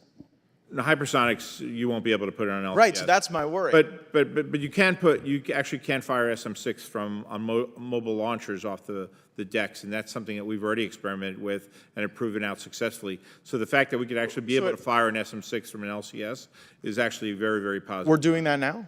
Yes, sir. We've already expended our And we're confident that that would be a sufficient capability to defend against an offensive hypersonic system from China? Well, it'll make it that much more defendable, that's for sure. Yeah, I don't know. I hope that's right, but I really worry that we've adopted this theory that just more is better on some of these platforms, and if they're not relevant to the fight because they can't get into the fight, I worry about how many of them we should buy and how many of them we should build. Did you have a perspective on that, Admiral? I mean, the LCS performs a, pretty critical mission for mine countermeasures, and we're moving forward with that package. I think, that is a very important mission that we do. A lot of our allies and partners do that too, so being able to integrate that capability is critically important. Again, there's a lot of different scenarios that we might encounter, so having multiple tools in the tool bag is very important. Okay, well, demining is a far more constrained concept than we'd originally had for the LCS. I don't know that it's able to achieve all those goals, but thank you, Mr. Chairman. I yield back. I thank the gentleman chair, and I recognize the gentlelady from Virginia, Ms. McClellan. Thank you, Mr. Chairman. I wanted to follow up on your discussion with my landlocked colleague, Mr. Banks, about climate change, and I want to talk about the impact that climate change has on readiness, operations, infrastructure, our forces, and their families. Naval Station Norfolk is the largest naval installation in the world and is located in a city that has the highest rate of sea level rise on the East Coast. Recent projections show that it will face one major flood a year and a minor flood every week. Meanwhile, we are seeing record-setting heat waves in the Pacific Northwest. Can you discuss how sea level rise, recurring floods, more frequent and destructive hurricanes, record-setting heat waves, discuss the impact that they all have and will continue to have on readiness, operations, our naval infrastructure, our service members, and their families? Yes, ma'am. Well, first and foremost, climate installation readiness is combat readiness. If we can't if we can't house our ships safely in ports and deploy them safely, then we have a bigger problem, right? And so making the investments in order to mitigate the negative effects of climate change are extremely important in all our ports across the entire United States. And we're seeing the dramatic challenges that brings. And so greater investments in moving the utilities to the right places so that they're not negatively impacted by the rising sea levels is incredibly important. How you construct the piers themselves, for example, and where you put the utilities on those piers is extremely important. And so, again, installation readiness is combat readiness. In fact, CNO can comment more so on the operational side as well. Yeah, I think, one of the things, that we look for as we're designing our new platforms is making sure from an operational readiness perspective that they, have the ability to operate wherever they need to be able to operate. And so, again, having the right facilities where we can pull them in is critically important. And corrosion has an impact on metal and an impact on ships and ship readiness as well. And record-setting heat waves have an effect on our sailors and our corpsmen, correct? And their ability to do their job and the health and their readiness? Very much so, Congresswoman. It's had an impact on unaccompanied housing as well, too. Look, we for decades have made, the Congress has made really impressive investments in family housing, but we haven't invested in unaccompanied housing to the extent that we should. We're correcting that now. We're doing that moving forward, and I think our sailors and our Marines appreciate that given the high retention rates that we've seen in the Navy and Marine Corps. But it's still a huge challenge in areas of high humidity. So whether it's Key West, whether it's Parris Island, other places like that, San Diego as well too, these are the places we have to pay even more attention to, quite frankly, to be able to get them up to the standards where they could resist the humidity. And to put a finer point on that, increased temperatures and increased flooding and increased moisture leads to increased mold. Yes, ma'am. Thank you. Now I want to focus on the readiness of the Navy for a possible conflict in the Indo-Pacific region and discuss our overseas repair capability. My staff recently traveled to Japan to meet with security partners there who expressed concerns that shipbuilding and repair capabilities are located almost exclusively in the United States, and that in case of a war or a conflict, this would severely restrain our combat capability if we have to send ships all the way back to Hawaii or San Diego for repairs. What is your assessment of this risk, and what are the department and the administration doing to ensure robust repair capabilities are available in the Pacific should a conflict break out? Well, thank you, Congressman, for that question. And it is indeed a combat-related question. I mean, if we find ourselves in conflict and we suffer damage, which is inevitable, we will be able to have to send those ships back to the closest depot necessary to be able to repair those ships. So what we're asking of the Congress this year, basically, is to authorize us up to 6 continuous maintenance availabilities of less than 90 days, so that we can then now go and assess which foreign shipyards will be able to do this work effectively during times of peace. I hope we never have to go to war, but if we should have to go to war, we will then have full knowledge of which shipyards and what countries we could actually send these ships to be able to do the damage repair that's going to be necessary. Thank you, Mr. Chair. I yield back. I think the lady, the chair now recognizes a gentleman from Georgia, Mr. McCormick. Thank you, Mr. Chair. Sorry that I was out of line. I saw Mr. Fallon came in ahead of you. I apologize. Gentleman from Texas, Mr. Fallon's recognized. Dr. McCormick denied. Thank you, Mr. Chairman. I appreciate it. Okay, so Mr. Secretary, thank you, and General Admiral, thank you for being here. The thing that I come back to, and we had a discussion about this last year, is recruiting crisis. So, and I apologize because I was up in my office and missed a little bit of this testimony. But, Mr. Secretary, do you believe that the recruiting crisis is an existential threat to the Republic? I think it is across the entire nation. In fact, we need more blue-collar workers. We need more young men and women, actually, who are willing to come into our armed services across the board and serve. No, I think, ironically and oddly, it's refreshing to hear that, because if we're not going to solve a problem unless we really understand the gravity of it, and thank you for that. And so I was looking at the statistics from all branches, but particularly I wish we'll talk about the Navy today, that we missed their goals last year by 20%. About 7%. Yes, sir. We actually fell short. The beginning of the year, we thought we'd be at 17,500. We ended the year at 7,500. This year, at the beginning of the year, we thought we'd be short about 16,500, and we'll probably end it perhaps at 6,400 or less. But we actually increased our goal this year to 40,000, which is important to note. You know, we want to make up for the shortages from previous years so we can reduce the number of gaps that we have at sea. Yeah, because this happens every once in a while, but it's an anomaly, and it's just a year, and then the next year, and you can mitigate some of it, of course, with retention as well. But what I'm alarmed about is when it's year over year, and it's, of course, at least with the Navy, it's going to be 2 years in a row. With the Army, it's been 3 years. But of course, the Marine Corps always meets the recruiting goals. They have the best commercials. What are you going to do? But yeah, look at the Navy/Marine guy over here. That was.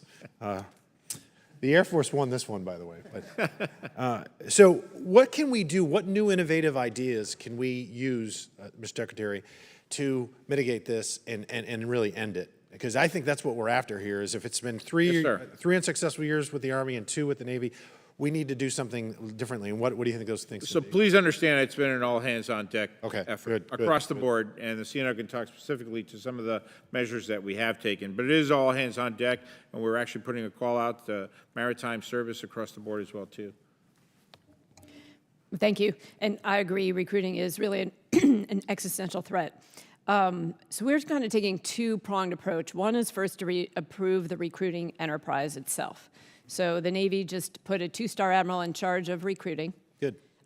We have also adopted a thing that we use in aviation for aviation operations maintenance, understanding what's going on with each type model series. We have a recruiting operations center now to look at what's going on with each one of our recruiting centers, each recruiter, because it's really about throughput per recruiter, and how do we need to improve their ability to recruit. The other thing, as the Secretary mentioned, we had taken 60% manning cut, to man at 60% in our recruiting centers when we put more people at sea.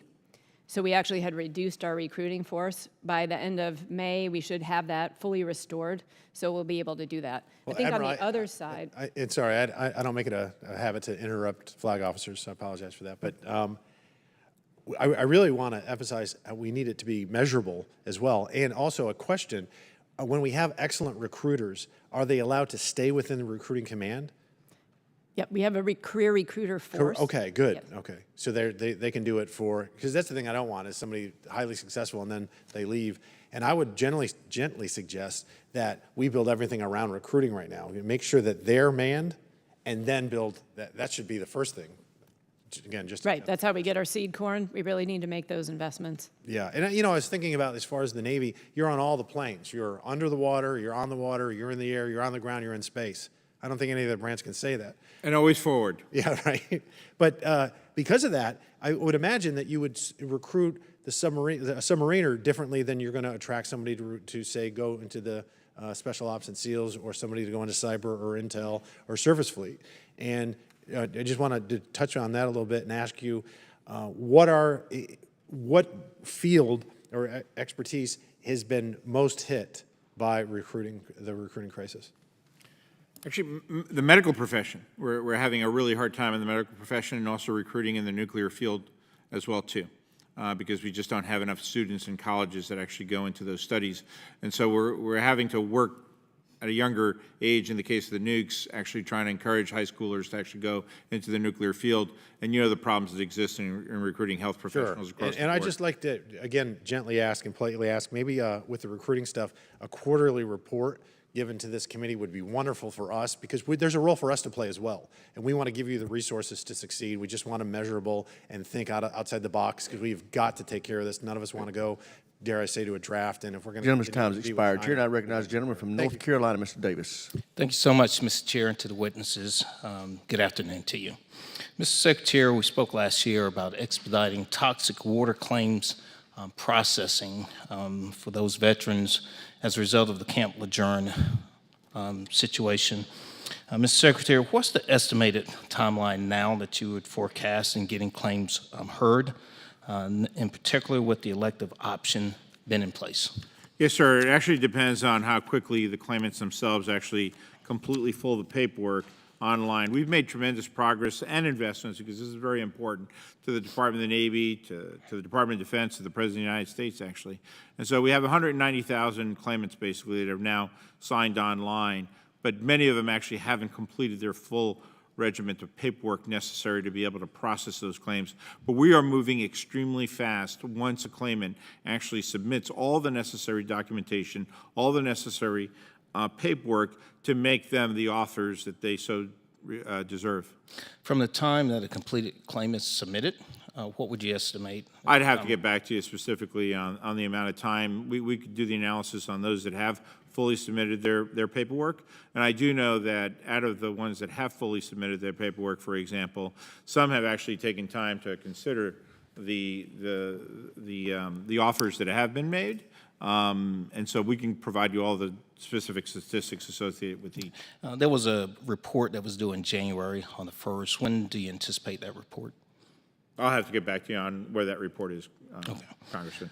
In eastern North Carolina, there's a growing need for employment opportunities that can provide young people with careers. Recently, I facilitated a meeting between representatives from the Newport News Shipyard, community colleges in North Carolina, and workforce development officials from across our region to collaborate on these opportunities in our part of the state. Mr. Secretary, is there a pool? I mean, we know there's a pool of existing talent that's going to exit the Navy in particular. They're separating for whatever reason. How can we better assist, in particular, service members that we know are exiting through the Transition Assistance Program in these certain critical areas that are important for our national security still? Well, Congressman, first and foremost, my goal is to keep them in, obviously. Understood. So we're trying our very best, and actually retention has been the highest. It's been historic, actually, for both the Navy and the Marine Corps. So we're doing our job well and providing the necessary quality of life, quality of services necessary to keep them in. But I think you raise an important point, and one of the things that we've been talking about in this call to maritime services, for those individuals that do depart, actually, how could we actually guide them to work in our shipyards, as one example? We have a very robust Naval X program in North Carolina, for example, that helps private industry in North Carolina work with the Department of the Navy, and that's part of that as well, too. Yeah, Mr. Secretary, obviously we want to continue to keep them in, but obviously there's a point in time where we know the separation is going to occur. And that's what I was really highlighting. When we know it's going to occur, now we're a matter of transitioning. So, that's definitely something I think we have to continue to think through, in particular our transition assistance programs. Yes, sir. Because that still can be the pipeline to securing our national security. So I appreciate that. Sir. Elizabeth City State University is an HBCU in my district, has a growing aviation program, the only four-year aviation sciences program in North Carolina that's on track to growing and increasing its capacity. They're looking to build additional aviation hubs, in particular at Marine Corps Air Station Cherry Point, being one of the locations. This program could provide a pipeline of pilots to the military. So I'm trying to get them in too, not just concerned about the transition, but trying to get them in as well. How can the Navy collaborate and leverage programs like this, universities like Elizabeth City State University and other HBCUs to alleviate pilot shortages? Well, Congressman, I'm not familiar with Elizabeth State University, but I'm going to be by tonight. And my commanding general of Marine Corps Recruiting Command is going to be by tomorrow morning. Oh, God. Visit too. And because we are looking for pilots. We are looking for pilots. All right. Well, from this airman to the devil dog, I say, huh. I yield back, Mr. Chair. I thank the gentleman. Chair now recognizes the doctor from Georgia, and this time for real. Thank you, Mr. Chair. Appreciate you. It's interesting, when you talked about recruiting just recently, I wasn't planning on talking about this, but a couple things came to mind. When we forgive student debt, for example, and we have people who never went to college paying for people who did go to college who then had their debt forgiven, where's the incentive to give away scholarships for the military when we're recruiting if their college is already paid for free? Where's the incentive to motivate people to go into medicine or anything else when they don't incur debt otherwise? We have to remember that this is an incentive-driven society and that we are all volunteer force. And I think we have to realize that in our recruiting force. Secondly, I think when it comes to our enlisted folks, when we recruit, we always have to go after the warriors, which means we recruit on the right stations, at the right places, with the right message. The Sergeant Major of the Army, the former Sergeant Major, still owes me 100 push-ups because I told him he was barking up the wrong tree by going after the recruiting venues that they were using. I like the Marines. I may be a little biased. I may have been involved in something like that. But when you talk about the few, the proud, the Marines, and it is about a warrior ethos, that's why we make our quota, because we recruit the right people for the right mission, and that's what we should focus on. With that said, we do have a mission, and it's all over the globe right now. One of the things that we're having a hard time delivering is our people to the right place at the right time with our amphibious shipping, which we're obviously in a shortfall right now. I know we're trying to reallocate for a mission all over the world, a diverse mission, which I understand we have limited funds for. Do you think we're going to be able to fix this, or are we shifting away from this amphibious warfare model, or are we going to reinvest in expanding our amphibious fleet so we can meet the needs of the Corps and the Navy? By no means imaginable, Congressman. We are fully dedicated to a strong and robust amphibious fleet. Just in this budget alone, we have reinserted 3 LPDs in 25, 27, and 29. We actually moved LHA 10 to the left by 2 years. And so we're fully committed, and that commitment has to continue well into the future as well, too, with bringing on the LSMs that the Commandant mentioned earlier as well, too. Our Marines need to move around long distances in the Indo-Pacific as well as island to island, and we need to give them the capabilities to do so. Do we think that we're on, what kind of timeline before we start to catch up to that curve that we're obviously behind on right now? We're struggling to meet our needs. I think as long as we can remain steady on LPD production, for example, we're going to be okay. The production lines down in Pascagoula are not as challenged as they are in the submarine community and up north as well either. And so they're being able to deliver these ships pretty much on time, on budget, a few months delayed, but not certainly years delayed. Great. I'm aware that the Marine Corps in fiscal year 2024 has requested to reinstate a couple of 53 kilos, those beautiful, magnificent birds that they are, near and dear to my heart. It seems like just 2 helicopters. What kind of impact does that have on the fleet when we talk about 2 helicopters? Congressman, 2 helicopters is significant for us. And to answer your question, it's about the CH-53K, which is an incredible platform that can lift itself. It can literally lift itself. It is the only true heavy lift helicopter in the DoD inventory, in-flight refuelable, and can lift itself. It can lift 48,000 pounds external, which is stunning. So I'm committed to making sure that our fleet of CH-53Ks is robust and is fully outfitted. Thank you, and I love the picture recently of the 53 kilo with a slung load F-35 aerial refueling nonetheless. I hope to be on the next one of those ops. Speaking of air, the Osprey, still very concerned about the delays in getting them back up online. Obviously, we've seen what's happened in AFRICOM with the waving, and I still think it's a safe aircraft. Incredible safety profile considering its new technologies. But where are we at in getting them back to work at full process, getting our pilots up to speed so they can be proficient at what they do best? Congressman, the MV-22, as you note, is it's our workhorse. We're always looking to modernize this asset, but we've been flying it in combat and in training since 2007.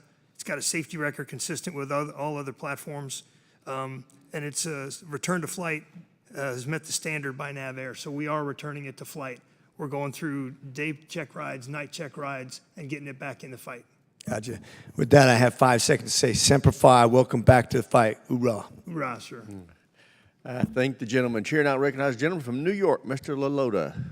Thank you, Chairman. Mr. Secretary, good to be with you today, sir.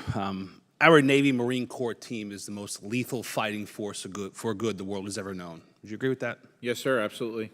When he was Secretary of Defense, General Mattis would say that the policy decisions made at the Pentagon, made here, should be made in contemplation of ensuring that we have the most lethal fighting force the world has ever known. In general, would you agree with that? I'm sorry, in general, Mr. Secretary. Oh, I'm sorry. I thought you were referring to the general, not in I should general. watch my wording. Absolutely, sir. And of all the things that make our Navy Marine Corps team the most lethal fighting force, we've talked about a few things today. SM-236, shipbuilding, some other equipment, amphibs, and whatnot. But our people, do our people still remain the biggest component to our success? Without question, Congressman. And I'm frustrated because my questions aren't going to be about some of the infrastructure, some of the decisions about where our bases are, and some of the technology we're acquiring, which are rightful endeavors for us to discuss. Admiral, do you remember meeting on the floor of the House 2 months ago or so during the State of the Union? Do you remember our conversation, Admiral? I'll remind you. It was about status of forces agreements. Do you remember who my guest was at the State of the Union? Yes, I think it was the Mrs. Alconis. Lieutenant Ridge Alconis and his spouse, Brittany Alconis. And I'm hoping that with the 100 years of collective naval service that the three of you have, combat deployments, command at sea even for you, Mr. Secretary, that you can help with this issue, because I think it does strongly relate to lethality. 25 years ago, when I was a midshipman, the top of our class at the Naval Academy, of which I was not a part, would select ships in the 7th Fleet for the most part, because that was the most challenging tip of the spear assignments. And our best and brightest, and from ROTC and OCS, would pick the same because of the challenge of those assignments and the specter that if we as a Navy Marine Corps team were in the biggest part of the fight, it would likely be in that part of the world. And that was in the year 2000. Now, 24 years later, it's much more apparent that if our Navy Marine Corps team gets called into the biggest fight, it's likely to be in that part of the world. And because of the weaknesses of our status of forces agreement, specifically with Japan, less folks are seeking orders to Japan because they're inferior, our status of forces agreements. In the case of Lieutenant Ridge Alconis, real briefly, while traveling down Mount Fuji with his family, he innocently, because of mountain altitude sickness, lost control of his vehicle, no drinking or drugs involved, lost control of his vehicle, tragically resulted in the death of 2 Japanese nationals. The Japanese took custody of the lieutenant, denied him a right to a translator, denied him any sort of attorney, sleep deprived him, and ultimately coerced him into a confession that resulted in him serving 507 days in a Japanese prison. That outcome would not have happened likely in Korea or any place else where we have status of forces agreements. So my question is this. Mr. Secretary, I realize this is not under your jurisdiction. I realize that status of forces agreements are generally negotiated between the Department of State and that friendly foreign nation. But Mr. Secretary, you are in the business of ensuring that we have the most lethal fighting force the world has ever known, and the specter of conflict in that part of the world is more real than it's ever been. Mr. Secretary, can you commit to working with the Secretary of Defense, the Secretary of the State, and others to ensure that our status of forces agreements in nations like Japan comport with our values, contemplate lethality to ensure that if our men and women are called into fight in that battle, that they can have the confidence knowing that if they're out in town on liberty and find themselves accused of a crime by a friendly foreign nation, that they have rights similar to what rights the everyday American citizen would have in America. Absolutely, Congressman. The safety of our personnel in the United States and serving overseas is incredibly important to us, and those SOFA agreements are also incredibly important to protect their rights. Thank you, Mr. Secretary. And can you commit to following up in due course, 3 or 6 months, to tell me what progress we've made as a Navy Marine Corps team to ensure that our sailors and Marines in the 7th Fleet in Japan have better protections, Mr. Secretary? Absolutely, Congressman. Thank you. And with the remainder of my time, on behalf of Mr. Waltz, with a unanimous consent, Mr. Chairman, I'd like to enter into the record his letter to you, Mr. Secretary, regarding his request that those service members at Abbey Gate be posthumously promoted. Without objection, so ordered. Thank you. I yield, Mr. Chairman. Gentleman yields. Chair not recognized. Gentleman from Colorado, Mr. Lamborn. Thank you, Mr. Chairman. Mr. Secretary Del Toro, the last time I saw you, we were under the ice up in the Arctic Ocean, IceX. We were on an attack sub, and that was quite an experience. Yes, sir. There's some amazing capability that we fielded out there. Admiral Franchetti, I'll ask my first question to you. Over the past several years, Congress has appropriated over $3 billion for the development of the Conventional Prompt Strike, CPS, hypersonic missile. Yet to date, that program has yet to successfully test an all-up round. I understand these testing problems are driving a program replan that aims to field the hypersonic capability on USS Zumwalt by the end of 2025 and the Virginia-class SSN 5 years later in 2030. Given the recently reported shipbuilding delays, are these platforms on track to accommodate hypersonic capability on this timeline? Well, thank you for the question. And first, let me say how important the CPS capability is. It's extremely lethal, maneuverable, and it's something that we need to have going forward. And we're in development of that program along with the Army. And so we're committed to developing that, getting that out as quickly as possible, and making sure that we are doing all the proper testing to move that forward. As far as our platforms go, the Zumwalt entered the shipyard down in Pascagoula now, and I went down to visit her just about maybe a month ago, and they're moving fast to get her ready for the CPS alt. And I'm looking forward to getting her out. And so when she's done, that would be coincident with the missile being ready. The Virginia payload, we've certainly seen some of the delays in our submarines. And right now we want to invest in the submarine industrial base so we can increase the cadence and really set the conditions to meet the cadence and delivery that we really need going forward. And that will be part of that capability. Yeah, let's talk about that. I understand that some critical flight tests for CPS are scheduled for later this year, and I'm hopeful that they'll be successful, but I think we're not moving fast enough. Can you please tell us specifically what we can do to increase the tempo or cadence of the testing? Well, I think, continuing to work with our testing community, with Admiral Wolf, with everyone who's involved with this, and the Army, they are moving with a sense of urgency, and they feel that every single day. Secretary Del Toro, since the October 7th attack on Israel, we've seen a steadily deteriorating security environment in the Middle East. One of the hallmarks of that environment is the attacks by Iranian-backed militias, specifically using cheap attack drones. I applaud the U.S. Navy's performance in defending against this threat, but it comes at a significant and unsustainable cost long term. You testified to the Senate Appropriations Committee that the service required about $1 billion to replenish stocks of air defense missiles. And General Kurilla told this committee that he encourages the Navy to deploy directed energy, specifically shipborne lasers such as the Helios system, to get on the right side of the cost per shot equation. So, Secretary, Undersecretary Hsu recently said the department is working on a directed energy system for the Navy with 3 times the power of existing systems. Can you update us on what the Navy is doing to develop shipboard directed energy capability?